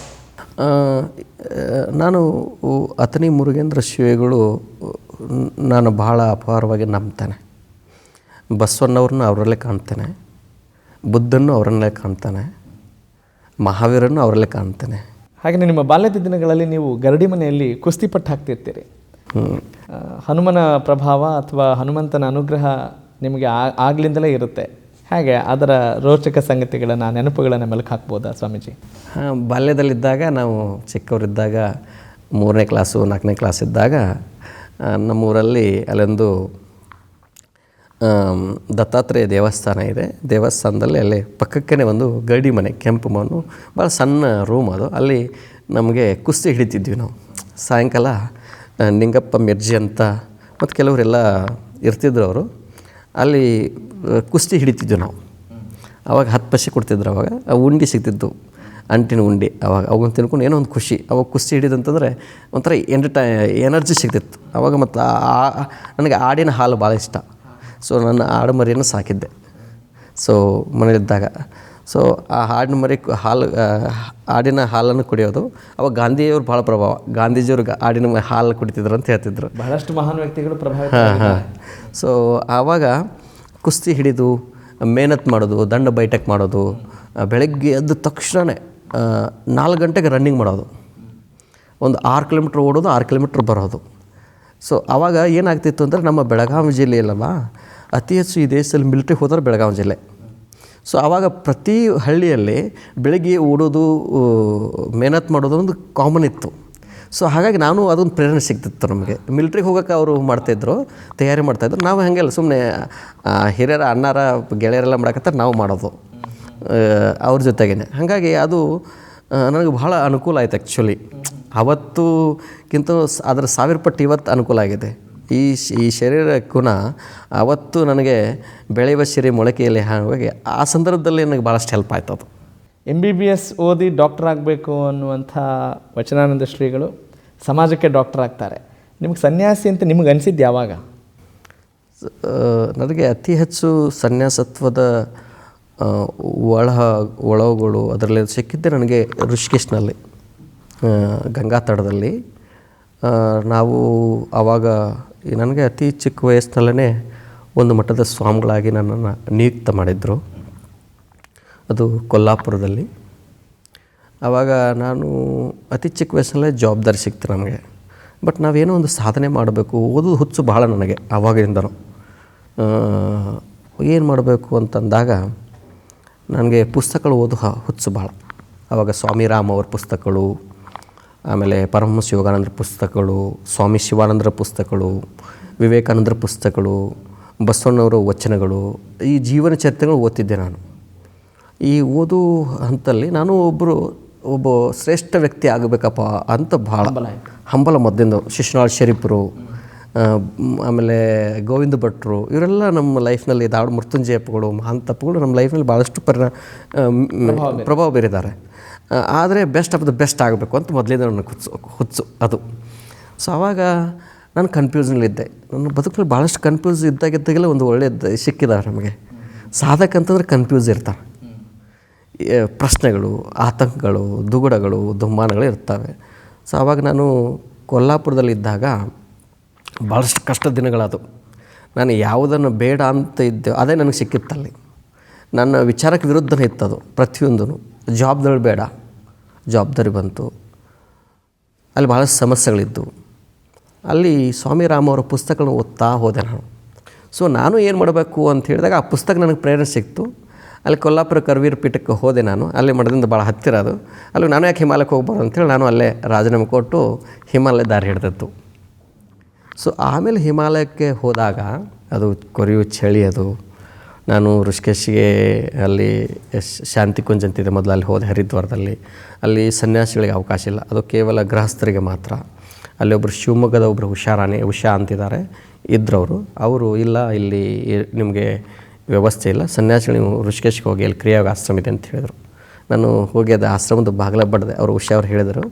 ಹೋದ ತಕ್ಷಣ ಅಲ್ಲಿ ಬಾಗಿಲ ಓಪನ್ ಮಾಡಿದ್ರು. Swami Nithyanandagiri Swami I was waiting for you ಅಂತ ಹೇಳ್ತಾರೆ. ಹೌದು, ಆ ಕ್ಷಣ ಹೆಂಗಿತ್ತು ಸ್ವಾಮೀಜಿ? ನನಗಂತರ ಕಣ್ಣಲ್ಲಿ ಧಾರಾಕಾರವಾಗಿ ನೀರು ಬಂದು ನನಗೆ.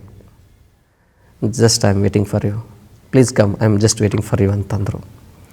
ಸೊ ನನಗೆ ನಮ್ಮ ಗುರುಗಳು ಅತ್ನೀಶ್ವಗಳು ಅವರಲ್ಲಿ ಕಂಡರು. ಅತ್ನೀಶ್ವಗಳು ನಾನು ಸ್ವಾಗತಿಸ್ತಾರೆ ಅಂಥೇಳಿ ಕಾಲೆಲ್ಲ ನನಗೆ ಹೊಡೆದಿದ್ದು, ಅವಾಗ ಸೀಳಿದ್ದು, ಹಿಮ್ಮಡಿಲೆಲ್ಲ ಸೀಳಿದ್ದು, ಮುಖ ಎಲ್ಲ ಒಣಗಿತ್ತು. ರಾತ್ರಿ ನಾನು ರಜಾ ಅಂತ ಕೊಡ್ತಾರೆ ಅವರು, ಫಸ್ಟ್ ಟೈಮ್ ನನ್ನ ಲೈಫ್ನಲ್ಲಿ ರಜಾ ಎಂದು ದಪ್ಪ ಇರ್ತದೆ ಅದು. ನಮ್ಮ ಕಡೆ ಎಲ್ಲ ಕೌದಿ ಅಂತ ಕರೀತಾರೆ, ಅವೆಲ್ಲ 4-5 ಕೌದಿಗಳು ಒಂದು ರಜಾ ಅದು ಒಂಥರ ಬೆಡ್ ಮೈ ಮೇಲೆ ಹಾಕೊಂಡಾಗಿರ್ತದೆ ಅದು. ಸೊ ಮಲ್ಕೊಂಡು ಬೆಳಗ್ಗೆ ಎದ್ದು ನೋಡಿ ನನ್ನ ಕಾಲು ನನಗೆ ನಂಬಾಗ್ತಿರಲಿಲ್ಲ. ಆಮೇಲೆ ಗೊತ್ತಾಯಿತು, ರಾತ್ರಿ ಸ್ವಾಮಿ ನಿತ್ಯಾನಂದಗಿರಿ ಅವರು ನನ್ನ ಪಾದಕ್ಕೆ ಸಾಸಿವೆಯನ್ನು ಹಚ್ಚಿ ಮಸಾಜ್ ಮಾಡಿದ್ರು ಅವರು. ನನಗೆ ನಂಬಕ್ಕಾಗ್ತಾಯಿಲ್ಲ, ಇಂಥ ದೊಡ್ಡ ಇವುಗಳು ನನಗೆ ಯಾರು ಪರಿಚಯ ಇಲ್ಲ, ನನ್ನವ್ರಂತ ಯಾರೂ ಇಲ್ಲ, ಇಷ್ಟೆಲ್ಲ ಮಾಡಿದ್ರಪ್ಪ ಅಂಥೇಳಿ ಒಂಥರ ನಾನು ಅಲ್ಲಿ ಕ್ರಿಯಾಗ ಆಶ್ರಮ ಇನ್ನೂ ಕಟ್ಟಾಕತ್ತಿದ್ರು ಅದು ಹೊರಗಡೆಂದು. ನೆಕ್ಸ್ಟ್ ಡೇನೇ ನನ್ನ ಕಟ್ಟಡದಲ್ಲಿ ಕಾಮಗಾರಿ ಕೆಲಸದಲ್ಲಿ ನಾನು ಸೇವೆ ಮಾಡೋಕ್ಕೆ ಸ್ಟಾರ್ಟ್ ಮಾಡಿದೆ. ಹೇಗನ್ಸುತ್ತೆ ಸ್ವಾಮೀಜಿ, ಒಬ್ಬ ಸ್ವಾಮೀಜಿ ತಮ್ಮನ್ನು ತಾವು ಅರ್ಥ ಮಾಡ್ಕೊಂಡವರು, ನನ್ನಂಥವನನ್ನು ನನಗೇನೂ ಪರಿವೇ ಇಲ್ಲ ಅಂತ ಅಂದ್ಕೊಂಡವನನ್ನು ಸೇವೆ ಮಾಡ್ತಾರೆ ಅಂತ ಹೇಳಿದಾಗ ಆ ಕ್ಷಣಗಳನ್ನು ಮೆಲುಕು ಹಾಕ್ಕೊಳ್ಳೋದೇ ಒಂದು ಹೌದು ದೊಡ್ಡ ಸುಂದರ ಅನುಭವ ಅಂತ ಅಂದ್ಕೊಳ್ತೀನಿ. ಅವತ್ತಿನಿಂದ ನಾನು ಪ್ರಶ್ನೆಗಳು ಮಾಡೋದು ಬಿಟ್ಟೆ. No question, just flow. Ganga ನದಿ ಜಸ್ಟ್ ಹರ್ಕೊಂಡು ಹೋಗ್ತದೆ, ಹರಿಯುವ ನದಿಯಂತೆ, ಉದಯಿಸುವ ಸೂರ್ಯನಂತೆ, ಬೀಸುವ ಗಾಳಿಯಂತೆ ನಾವು ಸುಮ್ಮನೆ ಹರ್ಕೋತ ಹೋಗ್ಬೇಕು. ಜೀವನ ಹೇಗಿದೆಯೋ ಅದರ ಜೊತೆ ಹೋಗ್ತಾ ಹೋಗಬೇಕು. ಇಲ್ಲಿ ಯಾವುದು ವಿರುದ್ಧಲ್ಲ, ಜಸ್ಟ್ ಹೋಗೋದು. ಆದರೆ ಅದರ ಹಿಂದೆ ಒಂದು ವಿವೇಕ ಬೇಕಲ್ವಾ ಆ ಫ್ಲೋ ಜೊತೆ ಹೋಗಲಿಕ್ಕೆ? ನಂಬಿಕೆ ನಂತರ ವಿವೇಕ ಬರ್ತದೆ ನಿಮಗೆ. ಗುರು, ಅರಿವೇ ಗುರು, ಆಚಾರವೇ ಲಿಂಗ, ಅನುಭವವೇ ಜಂಗಮ ಅಂತ ನಿಮಗೆ ಕಾನ್ಸೈನ್ಸ್ ಅಂತ ಇರ್ತದೆ. ನೀವು ಏನೇ ಮಾಡಬೇಕಾದ್ರೆ ಪ್ರಜ್ಞೆ, ನೀವು ಏನೇ ಮಾಡಬೇಕಾದ್ರೆ ನಿಮ್ಮ ಗುರುಗಳ ಅವಶ್ಯಕತೆ ಇರಲ್ಲ. ಆ್ಯಕ್ಚುಲಿ ನೀವು ಫಸ್ಟ್ ಕ್ವಶನ್ನ ಕೇಳಿದ್ರೆ ಫಸ್ಟ್ ಆನ್ಸರ್ ನಿಮ್ಮ ಒಳಗಡೆಯಿಂದ ಬಂದಿರ್ತದೆ. ಅದನ್ನು ನಾವು ಕೇಳಬೇಕು. ಅದಕ್ಕೆ ಅರಿವು ಅಂತ ಕರೀತಾರೆ, ಅದು ಕಾನ್ಸೈನ್ಸ್ ಅಂತ ಕರೀತಾರೆ, ಅದನ್ನು ಪ್ರಜ್ಞೆ ಅಂತ ಕರೀತಾರೆ. ಅದನ್ನೇ ಬಸವನವರು ಅರಿವೇ ಗುರು. ಹೊರಗಿನ ಗುರುಗಳಿಗಿಂತ ಹೊರಗಿನ ಗುರುಗಳು ಇರೋದು ಎದಕ್ಕಂದ್ರೆ ಒಳಗಿನ ಗುರುವನ್ನು ಜಾಗೃತ ಮಾಡೋಕ್ಕೆ. ಒಂದು ಕುಗ್ರಾಮದಿಂದ ಬಂದಂಥ ಒಬ್ಬ ಬಾಲಕ ಯುವಕನಾಗ್ತಾನೆ, ಸನ್ಯಾಸಿಯೂ ಕೂಡ ಆಗ್ತಾನೆ, ದೇಶ ವಿದೇಶಗಳಿಗೆ ಭೇಟಿ ಕೊಡ್ತಾರೆ, ಅಸಂಖ್ಯಾತ ಪ್ರಭಾವಿತರು ನಿಮ್ಮ ಶಿಷ್ಯರಾಗ್ತಾರೆ. ಆ ಸಂಪರ್ಕ ಎಲ್ಲವನ್ನು ನೋಡಿದಾಗ ಒಬ್ಬ ಸ್ವಾಮೀಜಿಗಾದಂಥ ಅನುಭವ ಏನು ವಚನಾನಂದ ಶ್ರೀಗಳಿಗೆ? ಈ ದೈವವನ್ನು ನಂಬ್ಕೋದು ನಮಗೆ ಗೊತ್ತಿರಲಿಲ್ಲ. ನಾವು ಕುಗ್ರಾಮದಿಂದ ಒಂದು ಹಳ್ಳಿಯಿಂದ ನಾನು ಅಮೇರಿಕಾದ ಒಂದು ಯಾವುದೋ ಯೂನಿವರ್ಸಿಟಿಲಿ ಹೋಗಿ ಪಾಠ ಮಾಡ್ತೀನಿ ಅಂತ ಹೇಳಿ ನನಗೆ ಗೊತ್ತಿರಲಿಲ್ಲ. ನಾನು ನೋಡದೇ ಇರುವಂಥ ಒಬ್ಬ ವ್ಯಕ್ತಿಯನ್ನು ನಾವು ಭೇಟಿಯಾಗಲಿಕ್ಕೆ ಎಷ್ಟೋ ದಿನಗಳ ಕಾಲ ಕಾಯ್ತಾ ಇದ್ದೀವಿ. ಅವರು ನಮ್ಮನ್ನು ಭೇಟಿಗೆ ಬರ್ತಾರೆ ಇವತ್ತು. ಅವಾಗ ಅವರದ್ದು ಬೇಡ, ಅದು ಅವ್ರು ನನ್ನ ಹತ್ರ ಬರ್ತಾರೆ, ನನ್ನ ಅಹಂಕಾರ ಅಲ್ಲ, ಅದು ಯಾವುದೋ ಒಂದು ದೈವ, ಅದು ಯಾವುದೋ ಒಂದು ಶಕ್ತಿ. ಅದು ಈಗ ನಾವು ಬರೀ ವಚನ ಸ್ವಾಮೀಜಿಯವರು ಈ ಶರೀರ ಆಕಾರ ಅಲ್ಲ, ಇದ್ರ ಒಂದೇ ಒಂದು ಆತ್ಮ ಅಂತಿದೆ. ಯೋಗ ಗುರು, ಶ್ವಾಸಗುರು ವಚನಾನಂದ ಶ್ರೀಗಳು ಪ್ರಿಯವಾಗ್ತಾರ? ಜಗದ್ಗುರು ಪಂಚಮಸಾಲಿ ಪೀಠದ ಗುರುಗಳು ನಿಮಗೆ ಪ್ರಿಯವಾಗ್ತಾರ? ನೀ ನುಡಿಸಿದಂತೆ ನುಡಿವೆ, ನೀ ಆಡಿಸಿದಂತೆ ಆಡುವೆ, ಇವೆಲ್ಲ ನಾಮ ಮಾತ್ರಗಳಷ್ಟೇ, ಇದರಲ್ಲಿ ಏನಿಲ್ಲ. ಸ್ವಾಮೀಜಿ ಯೋಗ ಗುರು ಆದಾಗ ಎಲ್ಲರಿಗೂ ಸಿಗ್ತಾ ಇದ್ರು, ಈಗ ಒಂದು ಸಮುದಾಯಕ್ಕೆ ಮಾತ್ರ ಸೀಮಿತವಾಗಿದ್ದಾರೆ. ಸಮಯ ಇರಲ್ಲ ಅಷ್ಟೇ. ಸಿಗ್ತಾ ಇರೋ ಅಂತಂದರೆ ನಾವೆಲ್ಲ ಸಿಗ್ತೀವಿ. ಈಗ ನಾವು ನಿಮ್ಮ ಜೊತೆ ಸಿಕ್ಕಿದ್ದೀವಲ್ವ, ನಾವು ನಾವು ನಿಮ್ಮಿಂದ ದೂರ ಇದ್ದೀವಿ ಅಂತಂದ್ರೆ ಅರ್ಥ ನಿಮ್ಮ ಜೊತೆಗೆ ಡಿಸ್ಕನೆಕ್ಟ್ ಇಲ್ಲ. ಆ ಟೈಮ್ ಬರೋಕ್ಕೆ ಮತ್ತೆ ಕನೆಕ್ಟ್ ಆಗಲಿಕ್ಕೆ. ಸೊ ಸಮಯ ಅಭಾವ ಇದೆ ಬೇಸಿಕಲಿ. ಹಾಗಾಗಿ ನಾವು ಜನಗಳನ್ನ ಭೇಟಿ ಆಗ್ತಾಯಿಲ್ಲ. ಬಟ್ ನಾವು ನಾರ್ಮಲಾಗಿ ಫ್ರೀಯಾಗಿರ್ತೀವಿ ಮಠದಲ್ಲಿದ್ದಾಗ ಮತ್ತು ಪ್ರವಾಸದಲ್ಲಿದ್ದಾಗ. ಯಾಕಂದರೆ ಈ ಜೀವನ ನಮ್ಮದಲ್ಲ, ನಾವು ಸಿಗೋರಿಗೆಲ್ಲ ಸಿಗ್ತಾ ಇರ್ತೀವಿ ನಾವು. ಹೌದು ಸ್ವಾಮೀಜಿ. ನಮಗೇನು ಅಪಾಯಿಂಟ್ಮೆಂಟ್ ಬರ್ಬೇಕಂತೇನಿಲ್ಲ. ಯಾವುದೋ ಒಂದು ಸಮುದಾಯದವರ ಪರವಾಗಿ ಸಚಿವ ಸ್ಥಾನ ಕೊಡೋಕ್ಕೆ ಸಂಬಂಧಪಟ್ಟ ಹಾಗೆ ಬ್ಯಾಟಿಂಗ್ ಮಾಡ್ತಾರೆ ವಚನಾನಂದ ಶ್ರೀಗಳು. ಇದು ಎಷ್ಟರ ಮಟ್ಟಿಗೆ ಸರಿ ಅನ್ನೋ ಪ್ರಶ್ನೆನ ಯಾರಾದರೂ ಮಾಡಿದ್ದುಂಟಾ? ಪ್ರಶ್ನೆ ಭಾಳ ಜನ ಮಾಡಿದ್ದುಂಟು. ಏಕೆಂದರೆ ನೀವು ಒಂದು ಪೀಠದ ಗುರುಗಳಾದ ಮೇಲೆ ನಮ್ಮನ್ನು ವಚನಾನಂದ ಸ್ವಾಸಿಗಳು ಅನ್ನೋಕ್ಕಿಂತ ಇವಾಗ ಪಂಚಮಸಾಲಿ ಪೀಠಾಧ್ಯಕ್ಷರನ್ನು ಕರೀತಾರೆ. ಒಂದು ಪೀಠದ ಪೀಠಾಧ್ಯಕ್ಷರಾದಮೇಲೆ ಆ ಪೀಠಕ್ಕೆ ನ್ಯಾಯ ಕೊಡಬೇಕಾಗತ್ತೆ. ನ್ಯಾಯ ಇದು ನಮ್ಮ ಸಮುದಾಯಕ್ಕೆ ನ್ಯಾಯ ಸಿಗ್ತದೆ ಅನ್ನುವಂಥ ಆಧಾರದ ಮೇಲೇ ನಮ್ಮನ್ನು ಅಲ್ಲಿ ನಿಯುಕ್ತ ಮಾಡಿದ್ದಾರೆ. ಸೊ ನಾವು ಕರ್ನಾಟಕದಲ್ಲಿರುವಂಥ 80 ಲಕ್ಷಕ್ಕಿಂತ ಅಧಿಕ ಭಕ್ತರ ಧ್ವನಿಯಾಗಿ ನಾವು ಮಾತಾಡ್ತೀವಿ. ಸೊ ಹಾಗಾಗಿ ಆ ಪೀಠಕ್ಕೆ ನೀವು ಕೂತ್ಕೊಂಡ ಮೇಲೆ ಅದಕ್ಕೆ ನ್ಯಾಯ ಒದಗಿಸ್ಬೇಕು. ಸ್ವಾಮೀಜಿ ಅಂತ ಹೇಳಿದರೆ, ಸನ್ಯಾಸಿ ಅಂತ ಹೇಳಿದರೆ ಸರ್ವಸ್ವವನ್ನು ತ್ಯಾಗ ಮಾಡಿದಂಥವ್ರು ಅಂತ ಒಂದು ಅರ್ಥ ಇದೆ. ಆದರೆ ಬಹುತೇಕ ಸ್ವಾಮೀಜಿಗಳು ಐಷಾರಾಮಿಯಾಗಿ ಜೀವನ ಮಾಡ್ತಾರೆ. ವಚನಾನಂದ ಶ್ರೀಗಳ ಮಾತೇನು? ಅವರವರ ಭಾವ, ಅವರವರ ಪರಂಪರೆ, ಒಂದೊಂದು ಮಠದ ಪರಂಪರೆಗಳು ಬೇರೆ ಬೇರೆ ಇರ್ತವೆ. ಹೀಗೆ ಒಂದೊಂದು ಮಠಗಳ ಪರಂಪರೆ ವಿಭಿನ್ನವಾಗಿರೋದ್ರಿಂದ ನೀವು ಎಲ್ಲರನ್ನ ಅದೇ ರೀತಿ ನೋಡಬಾರ್ದು. ಈಗ ಎಲ್ಲರನ್ನ ವಿವೇಕಾನಂದ ಪರಂಪರೆಯನ್ನ ನೋಡಬಾರ್ದು. ಕೆಲವರು ಅವಧೂತ ಪರಂಪರೆ ಇದ್ದಾರೆ, ಅವ್ರಿಗೆ ಯಾವುದೋ ಇಷ್ಟ ಆಗುತ್ತೆ. ಸೊ ಯಾರು ಹೇಗಿದ್ದಾರೆ ಹಾಗೆ ಇಷ್ಟಪಡಿ. ಅವರು ವ್ಯಕ್ತಿಗತ ಬದುಕು ಯಾಕೆ ಹೋಗ್ತೀರಿ ನೀವು? ಈಗ ನಮಗೆ ಆಕಳು ಕಪ್ಪ ಬೆಳ್ಳಗ ಅದು ನೋಡ್ಬೋದು, ಹಾಲಿನ ಬಣ್ಣ ನಮಗೆ ಭಾಳ ಇಷ್ಟ. ಸೊ ಹಾಲಿನ ಕಡೆಗೆ ನಿಮಗೆ ಗಮನ ಇರಲಿ. ಆಕಳ ಕಡೆಗೆ ಆಕಳ ಸೌಂದರ್ಯ ಏನು, ಆಕಳು ಯಾವ ಹುಲ್ಲು ತಿಂತತಿ, ಸಾಧ್ಯದ ನೀವು ಹುಲ್ಲು ಕೊಡೋಕ್ಕೆ ಪ್ರಯತ್ನ ಮಾಡಿ. ಅದ್ರ ಕಡೆಗೆ ಯಾಕೆ ಗಮನ? ನಿಮಗೆ ಬೇಕಾಗಿರೋದು ಹಾಲು, ನೀವು ದಷ್ಟಪುಷ್ಟ ಆಗಬೇಕು. ಸೊ ಹಾಗಾಗಿ ಅವರವ್ರ ಪರಂಪರೆಯನ್ನು ನೀವು ಹಾಗೆ ಇಷ್ಟಪಡಿ. ಸಾಮಾನ್ಯವಾಗಿ ತಂದೆ ತಾಯಿಗಳಿಗೆ ನಮ್ಮ ಮಕ್ಕಳು ಚೆನ್ನಾಗಿ ದುಡ್ಡು ಸಂಪಾದನೆ ಮಾಡಬೇಕು, ಆರೋಗ್ಯವಾಗಿರಬೇಕು, ಒಂದಿಷ್ಟು ಹೆಸರನ್ನು ಗಳಿಸ್ಬೇಕು ಅಂತಿರುತ್ತೆ. ಆದರೆ ನನ್ನ ಮಗ ಕಾವಿನ ಹಾಕ್ತಾನೆ, ಕಾವಿ ಧರಿಸ್ತಾನೆ ಅಂತ ಹೇಳಿದಾಗ ಆ ತಂದೆ ತಾಯಿಗಳಿಗೆ ಸಾಮಾನ್ಯವಾಗಿ ಬಹುತೇಕ ತಂದೆ ತಾಯಿಗಳಿಗೆ ನೋವಾಗುತ್ತೆ. ತಮ್ಮ ಜೀವನದಲ್ಲಿ ಆ ವಿಚಾರಕ್ಕೆ ಸಂಬಂಧಪಟ್ಟಂಗೆ ಏನು ಅನುಭವ ಆಯಿತು ಸ್ವಾಮೀಜಿ? ಏನಿಲ್ಲ, ನಮ್ಮ ಕುಟುಂಬದ ಪರಂಪರೆಯಲ್ಲಿ ನಮ್ಮ ತಂದೆಯವರು ಸನ್ಯಾಸಿ ಆಗಬೇಕಾಗಿತ್ತು. ಅವ್ರ ಹೆಸರು ಅದೃಶ್ಯಪ್ಪ ಅಂತ ಅವ್ರ ಹೆಸರು.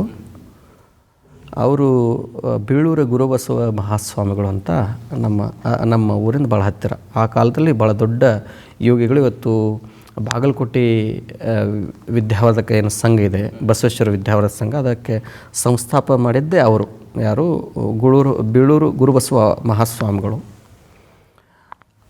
ನಮ್ಮ ಅಜ್ಜವರು ಅವ್ರ ಮಠಕ್ಕೆ ಭಾಳ ನಡ್ಕೊತಿದ್ರು. ಆವಾಗ ನಮ್ಮ ತಂದೆಗಿಂತ ಮೊದಲು ಇಬ್ಬರು ನಮ್ಮ ಅಜ್ಜರಿಗೆ ಮಕ್ಕಳಿದ್ರು. ಆಮೇಲೆ ತೀರ್ಕೊಂಡ್ರು. ಅವ್ರ ಹೆಸರು ಲವಕುಶ ಅಂತಿತ್ತು. ಅವರು ತಬಲಾ ಮತ್ತು ವೀಣೆಯಲ್ಲಿ ಭಾಳಷ್ಟು ಚಿಕ್ಕ ವಯಸ್ಸಲ್ಲೇ 8 ವರ್ಷದಲ್ಲೇ ನಮ್ಮ ತಂದೆಯರು ನಾವು ಇದ್ದಾಗ ಹೇಳ್ತಿದ್ರು. ಸೊ ಅವರು ನಮ್ಮ ಅಜ್ಜರೇ ಸ್ವಾಮಿಗಳಾಗಬೇಕಾಗಿತ್ತು. ಆಮೇಲೆ ಇವತ್ತಿಗೂ ನಮ್ಮ ಫ್ಯಾಮಿಲಿ ಸಂಬಂಧದಲ್ಲಿ ಕೆಲವರು ಸ್ವಾಮಿಗಳಿದ್ದಾರೆ, ಇವತ್ತಿಗೂ ಪ್ರಸ್ತುತ ಇದ್ದಾರೆ. ಕೆಲವರು ವಿಜಯಪುರದ ಸಿದ್ದೇಶ್ವರ ಸ್ವಾಮೀಜಿ ಅಂತ ನೀವು ಕೇಳಿರ್ಬೋದು. ಅವ್ರ ಹತ್ತಿರ ಒಬ್ಬರು ಸಂಗಮದೇವ ಮಹಾಸ್ವಾಮಿಗಳಿದ್ದರು. ಯೋಗದಲ್ಲಿ ಭಾಳ ದೊಡ್ಡ ಹೆಸರು. ಆ ಆವಾಗನೇ ಅವರು ಎಕ್ಸಂಬ ಅಂತಿದೆ ಬೆಳಗಾವಿ ಜಿಲ್ಲೆಯಲ್ಲಿ, ಅಲ್ಲಿ ಒಂದು ಶಿವಯೋಗ ಮಠಕ್ಕೆ ಪೀಠಾಧ್ಯಕ್ಷರಾಗಿದ್ದರು. ಅವರು ಕೆಲವು ವರ್ಷಗಳ ಹಿಂದೆ ಆಕ್ಸಿಡೆಂಟ್ ಆಗಿ ತೀರ್ಕೊಂಡ್ರು. ಇನ್ನು ಕೆಲವರು ನಮ್ಮ ದೂರದ ಸಂಬಂಧಿಗಳು ಒಂದೊಂದು 5-6 ಜನ ಸ್ವಾಮಿಗಳಿದ್ದೀವಿ. ಹಾಗಾಗಿ ನಮ್ಮ ಮನೆಯಲ್ಲಿ ವೇದಾಂತ ಕೇಸರಿ ಮಲ್ಲಿಕಾರ್ಜುನ ಮಹಾಸ್ವಾಮಿಗಳ ಭಾಳ ಪ್ರಭಾವ ಇತ್ತು. ಅತ್ನಿ ಮುರುಗೇಂದ್ರ ಶ್ರೀಗಳು ಭಾಳ ಪ್ರಭಾವ ಇತ್ತು. ನಮ್ಮ ಮಳುಶಂಕರ ಶ್ರೀಗಳು ನಾವು ತಾಯಿ ಗರ್ಭದಲ್ಲಿದ್ದಾಗಲೇ ನಮ್ಮ ತಾಯಿ ಗರ್ಭದೀಕ್ಷೆ ಮಾಡಿ ನಮ್ಮ ಹಾರೈಸಿದವರು ಅವರು. ಸೊ ಹೀಗೆಲ್ಲ ಇರೋದ್ರಿಂದ ನಮ್ಮಲ್ಲಿ ಸನ್ಯಾಸಿ ಹೀಗೆ ಆ ಭಾವ ಇಲ್ಲ ನಮ್ಮಲ್ಲಿ. ಯಾರು ಕೂಡ ನಮ್ಗೆ ಖುಷಿ ಪಡ್ತಾರೆ. ನಮ್ಮ ಮನೆಯೊಳಗೆ ಒಬ್ಬ ಸನ್ಯಾಸ ಅಂತ ಅದು ನಮ್ಮ ಮನೆತನದ ಗೌರವ ಅದು ಅಂತ. ಹಾಗಾಗಿ ಅಷ್ಟೊಂದು ಕಷ್ಟ ಆಗಲಿಲ್ಲ. ಸ್ವಾಮೀಜಿ, ತಮ್ಮ ದಿನಚರಿ ಬಗ್ಗೆ ಬಹುತೇಕರಿಗೆ ಕುತೂಹಲ ಇರುತ್ತೆ. ತಾವು ಹೇಗೆ ನಿಮ್ಮ ಫುಡ್ ರೆಸ್ಟ್ರಿಕ್ಷನ್ಸ್ ಇರಬಹುದು ಅಥವಾ ನಿಮ್ಮ ನಿಬಂಧನೆಗಳಿರ್ಬೋದು, ಅದನ್ನು ಹಂಚ್ಕೊಳ್ಬೋದಾ ನಿಮ್ಮ ಅನುಮತಿ ಇದ್ದರೆ? ಹಾಂ, ಖಂಡಿತ. ಫಸ್ಟ್ ನಾವು ಬೆಳಗ್ಗೆ ಎದ್ದ ತಕ್ಷಣ ಮಾಡೋದೇ ಯೋಗ. ಯೋಗದಿಂದ ಹೆಚ್ಚು ನಮ್ಮ ಜೀವನ ಆರಂಭ ಆಗುತ್ತೆ. ನಾವು ಎಲ್ಲೇ ಇರಲಿ, ಜಗತ್ತಿನ ಯಾವುದೇ ಒಂದು ಮೂಲೆ ಇರಲಿ, ನಾವು ಪ್ರವಾಸದಲ್ಲಿರಲಿ, ಎಲ್ಲೇ ಇರಲಿ, ನಾವು ರಾತ್ರಿ ಎಷ್ಟು ಗಂಟೆಗೆ ಮಲಗಿದ್ರು ಕೂಡ ನಾವು ಬೆಳಗ್ಗೆ 3 ಗಂಟೆಗೆ ಎದ್ದಿರ್ತೀವಿ. ನಾವು 12 ಗಂಟೆಗೆ ಮಲ್ಕೊಂಡ್ರೆ 2 ಗಂಟೆಗೆ ಮಾಡೋದು, 3 ಗಂಟೆಗೆ ಏಳಬೇಕು ಅನ್ನೋದೊಂದು ನಮಗೊಂದು ನಿಬಂಧನೆ ಐತೆ. ಅದು ನಾರ್ಮಲಾಗಿ ನಾನು 10 ಗಂಟೆ ತನಕ ಯಾರ ತನಕ ಬೆಟ್ಟಾಗೋದಿಲ್ಲ. 10 ಗಂಟೆ ಬೆಳಗ್ಗೆ 3 ಗಂಟೆಯಿಂದ 10 ಗಂಟೆ ಅದು ನನ್ನ ವ್ಯಕ್ತಿಗತ ಆತ್ಮಿಕ ಸಾಧನೆಗಾಗಿ 10 ಗಂಟೆಯಿಂದ ರಾತ್ರಿ 10 ಗಂಟೆ ತನಕ ಅದು ಭಕ್ತರಿಗಾಗಿ ಮೀಸಲಾಗಿಟ್ಟಿದ್ವಿ. ಅದು ಆತ್ಮ ಕಲ್ಯಾಣಕ್ಕಾಗಿ ಈ ಬೆಳಗಿನ 7 ಗಂಟೆ ಅಪ್ ಟು ಒಂದು 7 ಗಂಟೆ ಅಂದರೆ 3 ಗಂಟೆಯಿಂದ 10 ಗಂಟೆ ಇದು ನಮ್ಮ ವ್ಯಕ್ತಿಗತವಾಗಿ ಪೂಜೆ ಮಾಡೋದು, ಮಠದ ಪರಂಪರೆನ ಮಾಡೋದು, ಕೆಲವೊಂದು ಓದೋದು. ಮತ್ತು ಉಳಿದ ಸಂದರ್ಭದಲ್ಲಿ ಆಗೋದಿಲ್ಲ ನಿಮಗೆ. ಮೊದಲಿಂದನೂ ನನಗೆ ಬ್ರೇಕ್ಫಾಸ್ಟ್ ಮಾಡಿ ಅಭ್ಯಾಸನೇ ಇಲ್ಲ. ನಾವು ಮಾಡೋದು ಅದು ನಮ್ಮ ಉತ್ತರ ಕನ್ನಡ ನ್ಯಾರೆ ಅಂತ ಕರೀತಾರೆ, ನ್ಯಾರೆ ಭಾಷೆ ಅದು. ಅದನ್ನು ಇಂಗ್ಲೀಷ್ನಲ್ಲಿ ಬ್ರಂಚ್ ಅಂತ ಕರೀತಾರೆ. ಅಂದರೆ ಬ್ರೇಕ್ಫಾಸ್ಟ್ ಪ್ಲಸ್ ಲಂಚ್. ನಾನು 10ರಿಂದ 11 ತನಕ ಈ ಟೈಮ್ ಇದೆಯಲ್ಲ, ಆ ಟೈಮ್ನಲ್ಲಿ ನಾನು ಈ ಜೋಳದ ರೊಟ್ಟಿ, ಚಪಾತಿ, ಸಜ್ಜಿ ರೊಟ್ಟಿ, ಗೊಂಜಾಳದ ರೊಟ್ಟಿ. ಸೊ ಈ ರೀತಿ ನಮ್ಮದು ಹೆಚ್ಚು ಊಟ ಎಲ್ಲ ಉತ್ತರ ಕರ್ನಾಟಕ ಮತ್ತು ಉತ್ತರ ಭಾರತ ಶೈಲಿಯ ಊಟ ನಮ್ಮದು. ಸಿಂಪಲ್ ಆಹಾರ. ನಾವು ಎಣ್ಣೆಯನ್ನು ಹೆಚ್ಚು ಸೇವನೆ ಮಾಡಲ್ಲ, ಸಕ್ಕರೆಯನ್ನು ಹೆಚ್ಚು ಸೇವನೆ ಮಾಡಲ್ಲ. ಇದು ನಮಗೆ ಉಪ್ಪು ಇವುಗಳನ್ನ ಹೆಚ್ಚು ನಾವು ಸೇವನೆ ಮಾಡಲ್ಲ. ಸೊ ಭಾಳ ಕಾಂಪ್ಲಿಕೇಟ್ ಏನಿಲ್ಲ ಆಹಾರ. ನೀವು ತಿನ್ನೋದ್ರಲ್ಲಿ ತಿಂತೀವಿ, ನೀವು ಸೇವನೆ ಮಾಡೋದ್ರಲ್ಲಿ ತಿಂತೀವಿ. ಅದು ಸ್ವಲ್ಪ 10 ತಿನ್ನೋದ್ರಲ್ಲಿ 4 ತಿಂತೀವಿ ಅಷ್ಟೇ. ಜೈಸಾನ್ ವೈಸಾಮನ್ ಅನ್ನೋ ಹೌದೌದು. ಆಹಾರದಂತೆ ಆಚಾರ, ಆಹಾರದಂತೆ ವಿಚಾರ ಅಂತ ಹೇಳ್ತಾರೆ. ಜೈಸಾ ಅನ್ ವೈಸಾ ಮನ್ ಅಂಥೇಳಿ. ಇವತ್ತು ಅಗಸೆ ಚಟ್ನಿ ನನಗೆ ಅತ್ಯಂತ ಪ್ರಿಯವಾದ ಆಹಾರದಲ್ಲಿ ಅಗಸೆ ಚಟ್ನಿ. ಸೊ ನಾನು ಕೆಲವು ವರ್ಷಗಳಿಂದ ಅಮೇರಿಕಕ್ಕೆ ಪ್ರವಾಸದಲ್ಲಿದ್ದೆ. ಅವಾಗ ಆಹಾರದ ಬಗ್ಗೆ ಎಲ್ಲ ಆಯಿತು. ನಾನು ಫ್ಲಾಕ್ಸೀಡ್ ತಿಂತೀನಿ ಅಂತೇಳಿ ಒಬ್ಬರು ಅಂದರು. ಅದು ನಾನು ಫ್ಲಾಕ್ಸೀಡ್ ಹೌದು ಏನಂತ, ನಾಳೆ ತರ್ತೀನಿ ನಿಮಗೆ ಅಂತಂದರು. ತಂದು ನೋಡ್ತೀನಿ ಅಗಸೆ ಚಟ್ನಿ ಅದು. ಆಮೇಲೆ ಈಗ ಕಿನೋವಾ ಅಂತ ಬಂದಿದೆ, ಸೌತ್ ಅಮೇರಿಕಾದ ಭಾಳ ಫೇಮಸ್ ಅದು. ಇವತ್ತೆಲ್ಲ ಆ್ಯಕ್ಟರ್ಸ್ಗಳು, ಹಾಲಿವುಡ್ದವರು ಭಾಳಷ್ಟು ಜನ ನಮಗೆ ಹಾಲಿವುಡ್ನಲ್ಲಿ, ಯಾಕಂದರೆ ಯೋಗ ಹೇಳ್ಕೊಡ್ತೇವಲ್ಲ, ಭಾಳಷ್ಟು ಜನ ನಮಗೆ ಪರಿಚಯ ಇದ್ದಾರೆ. ನಾವು ಲಾಸ್ ಏಂಜಲಸಲ್ಲಿ ಹೋದ್ರೆ ಅಲ್ಲೇ ಉಳ್ಕೊಂಡಿರ್ತೀವಿ. ಅವರೆಲ್ಲ ಈ ಕಿನೋವಾ ಅಂತ ಬಂದರು. ಕಿನೋವಾ ಅಂತಂದರೆ ಏನು, ಇದು ಅಕ್ಕಿ ಇದೆಯಲ್ಲ, ನವಣೆ ಅಕ್ಕಿ, ನವಣೆ ಅಕ್ಕಿಗೆ ಅವರು ಕಿನೋವಾ ಅಂತ ಕರೀತಾರೆ. ಸೊ ಅದರಲ್ಲಿ ವ್ಯತ್ಯಾಸ ಅಂತಂದರೆ ಅದನ್ನು ನೀವು ಕುದಿಸಿದಂಗೆ ಜರ್ಮ್ಸ್ ಹೊರಗೆ ಬಂದಂಗೆ ಅದು ಮೊಳಕೆ ಬಂದುಬಿಡ್ತತೆ. ಇದರಲ್ಲಿ ಬರಲ್ಲ ಅಷ್ಟೇ. ಹೀಗಾಗಿ ಹಿತ್ತಲ ಗಿಡ ಕೂಡ ಮದ್ದು ಅಂತೀರಿ. 100%. ಹಾಂ ಸ್ವಾಮೀಜಿ, ಸಾಮಾನ್ಯವಾಗಿ ಇವತ್ತಿನ ದಿನದಲ್ಲಿ ನೋಡಿದಾಗ ರಾಜಕಾರಣವನ್ನು ಬಹಳಷ್ಟು ಜನ ದ್ವೇಷಿಸ್ತಾರೆ. ರಾಜಕಾರಣಿಗಳು ಸ್ವಾಮೀಜಿಗಳ ಪ್ರಭಾವಕ್ಕೆ ಒಳಗಾಗ್ತಾರೋ ಅಥವಾ ಸ್ವಾಮೀಜಿಗಳ ಪ್ರಭಾವಕ್ಕೆ ರಾಜಕಾರಣಿಗಳು ಒಳಗಾಗ್ತಾರೋ? ನಿಮ್ಮ ಅನುಭವದಲ್ಲಿ ಏನಿದೆ? ಯಾಕೆ ನೀವು ರಾಜಕಾರಣ ಹೊರಗಡೆ, ರಾಜಕಾರಣದೇ ಒಂದು ಒಳ್ಳೆಯ ಶಬ್ದ ಅದು. ಅದಕ್ಕೆ ಯಾಕೆ ನೀವು ರಾಜಕಾರಣಕ್ಕೆ ಬೇರೆ ಬೇರೆ ಈ ಥರ ಮಾಡಿನೇ ಒಳ್ಳೆಯ ಯುವಕರು ರಾಜಕಾರಣಕ್ಕೆ ಬರಲ್ದಂಗೆ ಆಗಿದೆ. ಸೊ ಅದನ್ನು ಈಗ ಸ್ವಾಮಿಗಳು ಒಬ್ಬರು ಸ್ವಾಮಿಗಳು ಏನೋ ಮಾಡಿದ ತಕ್ಷಣ ಎಲ್ಲ ಸ್ವಾಮಿಗಳು ಹಂಗಿರಂಗಿಲ್ಲ. ಇವತ್ತು ಎಷ್ಟೋ ಜನ ಸೈಂಟಿಸ್ಟ್ಗಳು, IT BTಯಲ್ಲಿ ಇರೋರು, ಟಾಪ್ ಪೊಸಿಷನಲ್ಲಿ ಇದ್ದವರೆಲ್ಲರೂ ಈಗ ಸ್ವಾಮಿಗಳಾಗ್ತಾಯಿದ್ದಾರೆ. ಇವತ್ತು ಸ್ವಾಮಿಗಳಂತೂ ಎಲ್ಲ ನಾಲೆಜ್ ಇರೋಂಥ ಬರ್ತಾಯಿದ್ದಾರೆ. ಏನು ಓದದೇ ಇರೋಂಥ ಸ್ವಾಮಿಗಳಾಗಿಲ್ಲ ಇವತ್ತು ನೀವು ಅತಿ ಟಾಪ್ ಎಲ್ಲವನ್ನು ತಿಳ್ಕೊಂಡು ಎಲ್ಲವನ್ನು ಅನುಭವಿಸಿ ಎಲ್ಲವೂ ಬ್ಯಾಡ ಅಂಥೇಳಿ ಅತ್ಯಂತ ನಿವೃತ್ತಿ ಮಾರ್ಗ ಇಟ್ಕೊಂಡು ಬರ್ತಾಯಿದ್ದಾರೆ ಸ್ವಾಮಿಗಳು. ನಿಮ್ಮ ಪ್ರಕಾರ ಸ್ವಾಮೀಜಿಗೆ ಬೇಕಾದಂಥ ಅರ್ಹತೆ ಏನು ಅಂತೀರಿ? ಒಂದು ಒಳ್ಳೆಯ ಮನಸ್ಸು. ಅದಕ್ಕೆ ನಿರಂಜನ ಭಾವ ಭಾಳ ಮುಖ್ಯ. ರಂಜನ ಮತ್ತು ನಿರಂಜನ ಅಂತಿದೆ. ಆಕರ್ಷಣೆ ಹೊರಗಡೆಯಿಂದ, ಆತ್ಮಾವಲೋಕನ, ಇದು ನಿರಂಜನ ಮಾರ್ಗಗಳಾಗಿರಬೇಕು. ಅದಕ್ಕೆ ಯಾವುದೇ ಸಮಯ ಈ ಕರ್ನಾಟಕದಲ್ಲಿ ಶ್ರೀಮನ್ ನಿರಂಜನ ಪ್ರಣವ ಸ್ವರೂಪಿ ಅಂತ ಕರೀತಾರೆ. ಸೊ ನಿರಂಜನ ಆಗಿರಬೇಕು ಅಂತ ಬರೋರು ಎಲ್ಲರೂ ಆಹ್ವಾನ. ಅಂದರೆ ಕಾವಿ ಬಟ್ಟೆ ಹಾಕಿದವರೆಲ್ಲ ನಿರಂಜನ ಅಲ್ಲ ಅಂತೀರಾ? ಅವರವ್ರ ಭಾವ. ಅಂದರೆ ಕೆಲವರು ಕಾವಿ ಬಟ್ಟೆಯನ್ನು ಈಗ ಎಲ್ಲರೂ ಹಾಕೋತಾರೆ. ಇದೊಂದು ಡ್ರೆಸ್ ಆಗಿದೆ ಇವತ್ತು. ಈಗ ನೀವು ಈಗ ನಾಟಕದಲ್ಲೇ ಹಾಕೋತಾರೆ. ಕೆಲವರು ಇದು ಚಲನಚಿತ್ರಗಳು ಹಾಕೋತಾರೆ. ಸೊ ಅದು ಡ್ರೆಸ್ ಅದು ಇದು ಇವರು ಹಾಕೋಬೇಕು ಅಂತಲ್ಲ, ಆದರೆ ಒಂದು ವ್ಯವಸ್ಥೆ ಇದೆ. ಬಿಳಿ ಬಟ್ಟೆ ಹಾಕೊಂಡು ಮಹತ್ವ ಇದೆ. ಹಾಂ, ಅದನ್ನು ಸಾಧನೆ ಮಾಡಿದಾಗ ಬಟ್ಟೆಯಿಂದ ನಾವು ಬಟ್ಟೆ ಮತ್ತು ಬಟ್ಟೆ ಎರಡು ಭಾಳ ಮುಖ್ಯ. ನಾವು ಹಾಕಿಕೊಳ್ಳುವ ಬಟ್ಟೆಗಿಂತನೂ ನಾವು ನಡೆಯುವ ಬಟ್ಟೆ ಭಾಳ ಶುದ್ಧವಾಗಿರಬೇಕು. ಆ ಬಟ್ಟೆ ಅದು ಅಷ್ಟೊಂದು ಸುಲಭ ಅಲ್ಲ. ಆ ಬಟ್ಟೆನಲ್ಲಿ ನಡೆಯೋದು ಶುದ್ಧವಾಗಿರ್ತಾರೆ. ಸ್ವಾಮೀಜಿ, ಸಮಾಜದಲ್ಲಿರುವಂಥ ನಾವು ಡಾಕ್ಟರ್ಸ್ಗಳನ್ನ ನೋಡಿದಾಗ, ವೈದ್ಯರನ್ನ ನೋಡಿದಾಗ, ಇಷ್ಟು ಪೇಷಂಟ್ಸ್ಗಳಿಗೆ ನಾನು ಸರ್ಜರಿ ಮಾಡಿದೆ, ಗುಣಮುಖರಾದರು ಅಂತ ಹೇಳ್ತಾರೆ. ಸಮಾಜದ ಡಾಕ್ಟರ್ ಆಗಿರುವಂಥ ಸ್ವಾಮೀಜಿ, ಎಷ್ಟು ಜನರು ನನ್ನಿಂದ ಉದ್ಧಾರ ಆಗಿದ್ದಾರೆ ಅನ್ನೋ ಭಾವನೆ ಇದೆ? ಒಂದು, ಈ ಜಗತ್ತಿಗೆ ಬಂದಿರೋದು ನಾವು ಯಾರನ್ನೂ ಉದ್ಧಾರ ಮಾಡೋಕ್ಕಲ್ಲ. ಇದೊಂದು ಅವಕಾಶ. ಈ ಜಗತ್ತಿನಲ್ಲಿ ನಾವು ಉದ್ಧಾರ ಆಗೋದು. ಸೊ ನಾವು ಬೇರೆಯವರು ಉದ್ಧಾರ ಮಾಡ್ತಾ ಇರೋದು ನಮ್ಮ ಅಹಂಕಾರ. ಅದು ನಾನು ಈ ಜಗತ್ತಿನಲ್ಲಿ ಬಂದು ಉದ್ಧಾರ ಆಗೋಕ್ಕೆ ಸಿಕ್ಕಿರೋ ಒಂದು ಒಳ್ಳೆಯ ಅವಕಾಶ. ನಾನು ಉದ್ಧಾರ ಆಗೋಕ್ಕೆ ಬಂದಿರೋದು. ಸೊ ಕೆಲವರು ಇವ್ರು ನೋಡಿ ನಾನು ಪ್ರಭಾವಿತ ಆದೆ. ಈಗ ಯೋಗವನ್ನು ಹೇಳ್ಕೊಡ್ತೇವೆ, ಲಕ್ಷಾಂತರ ಜನ ಯೋಗ ಕಲಿತಾ ಇದ್ದಾರೆ. ಕಲಿತಾ ಇದ್ದಾರೆ, ಪ್ರಾಕ್ಟೀಸ್ ಮಾಡ್ತಾ ಇದ್ದಾರೆ. ಅದೊಂದು ಅವಕಾಶ, ಅದೊಂದು ಸೇವೆ. ಅದು ನಾವು ಯೋಗ ಇಷ್ಟು ಜನಕ್ಕೆ ಹೇಳಿಕೊಟ್ಟಿವಿ ಅಂತಲ್ಲ, ನಮ್ಮ ಗುರುಗಳು ಹೇಳ್ತಾಯಿದ್ರು, I am not teaching, I am not a teacher, I am A sharing. ನಾನು ಯೋಗವನ್ನು ಕಲಿಸ್ತಾ ಇಲ್ಲ, ಹಂಚ್ತಾ ಇದ್ದೇನೆ. ಗುರು ಕೊಟ್ಟ ಜ್ಞಾನವನ್ನು ನಾನು ಹಂಚೋದು. ನನ್ನದಲ್ಲ ಇದು ಏನು. There is nothing in this world which is belongs to me. Everything is ಅವನದು, ನನ್ನದೇನಿಲ್ಲ, ಎಲ್ಲ ಅವನದೇ. ಸ್ವಾಮೀಜಿ, ಇವತ್ತಿನ ದಿನಗಳಲ್ಲಿ ನಿಮ್ಮಂಥವ್ರನ್ನ ನೋಡಿದಾಗ ಇವರೆಲ್ಲ ಎಷ್ಟೊಂದು ಅಂತರ್ಮುಖಿಗಳಾಗಿದ್ದಾರಲ್ಲ ಅಂತ ಅನಿಸುತ್ತೆ. ಆದರೆ ಅಂತರ್ಜಾಲ ವ್ಯಸನಕ್ಕೆ ಸಿಲುಕಿರುವಾಗ ಇವತ್ತಿನ ಯುವ ಪಡೆ ಅಂತರ್ಮುಖಿಗಳಾಗೋದು ಹೇಗೆ ಅನ್ನುವ ಪ್ರಶ್ನೆಗಳನ್ನ ಕೇಳುವಾಗ ತಮ್ಮ ಉತ್ತರ ಏನು? ಅಂತರ್ಮುಖಿ ಸದಾ ಸುಖಿ, ಅಂತರ್ಜಾಲದ ಮುಖಿ ಅದು ಸದಾ ದುಃಖಿ. ಹಾಗಂತೇಳಿ ಅಂತರ್ಜಾಲ ಜಗತ್ತಿನಲ್ಲಿ ನಾವು ಬದುಕ್ತಾ ಇದ್ದೇವೆ. ಇಂಟರ್ನೆಟ್ ಅಂತ ಅದು ಹೊರಗಿನ ಜಾಲ. ಅದು ಅಂತರ್ಜಾಲ ನಿಜವಾದ ಅರ್ಥ ಒಳಗಿನ ಜಾಲಕ್ಕೆ ನಾವು ಒಳಪಡ್ಕೋಬೇಕು. ಇಂಟರ್ನೆಟ್ ಅಂತ we have to connect inside, ಒಳಗಿನ ಇಂಟರ್ನೆಟ್. ಇವತ್ತು ಯಾವುದೇ ಒಂದು ಟಿ ವಿ ಇರಲಿ ಅಥವಾ ಯಾವುದೋ ಒಂದು ನೆಟ್ ಇರಲಿ, ಇದು ದೂರದರ್ಶನ ಇರಲಿ, ಇದು ಕಂಡು ಹಿಡಿದವ್ರು ಯಾರು? ಮನುಷ್ಯನೇ. ಈ ಜಗತ್ತಿನಲ್ಲಿ ಏನೇ ಹೊರಗಡೆಯಿಂದ ವಿಕಸಿತ ಆಗಿದ್ದರೆ ಅದು ಮನುಷ್ಯನ ಒಳಭಾಗದಲ್ಲಿ ವಿಕಸಿತ ಆಗಿದೆ. ಹೊರಗಿನ ನೆಟ್ಟು ವಿಕಸಿತ ಆಗಿದೆ ಒಳಗಿನ ನೆಟ್ನಿಂದ. ಆ ಕನೆಕ್ಷನ್ ನಾವು ಮಾಡಬೇಕು.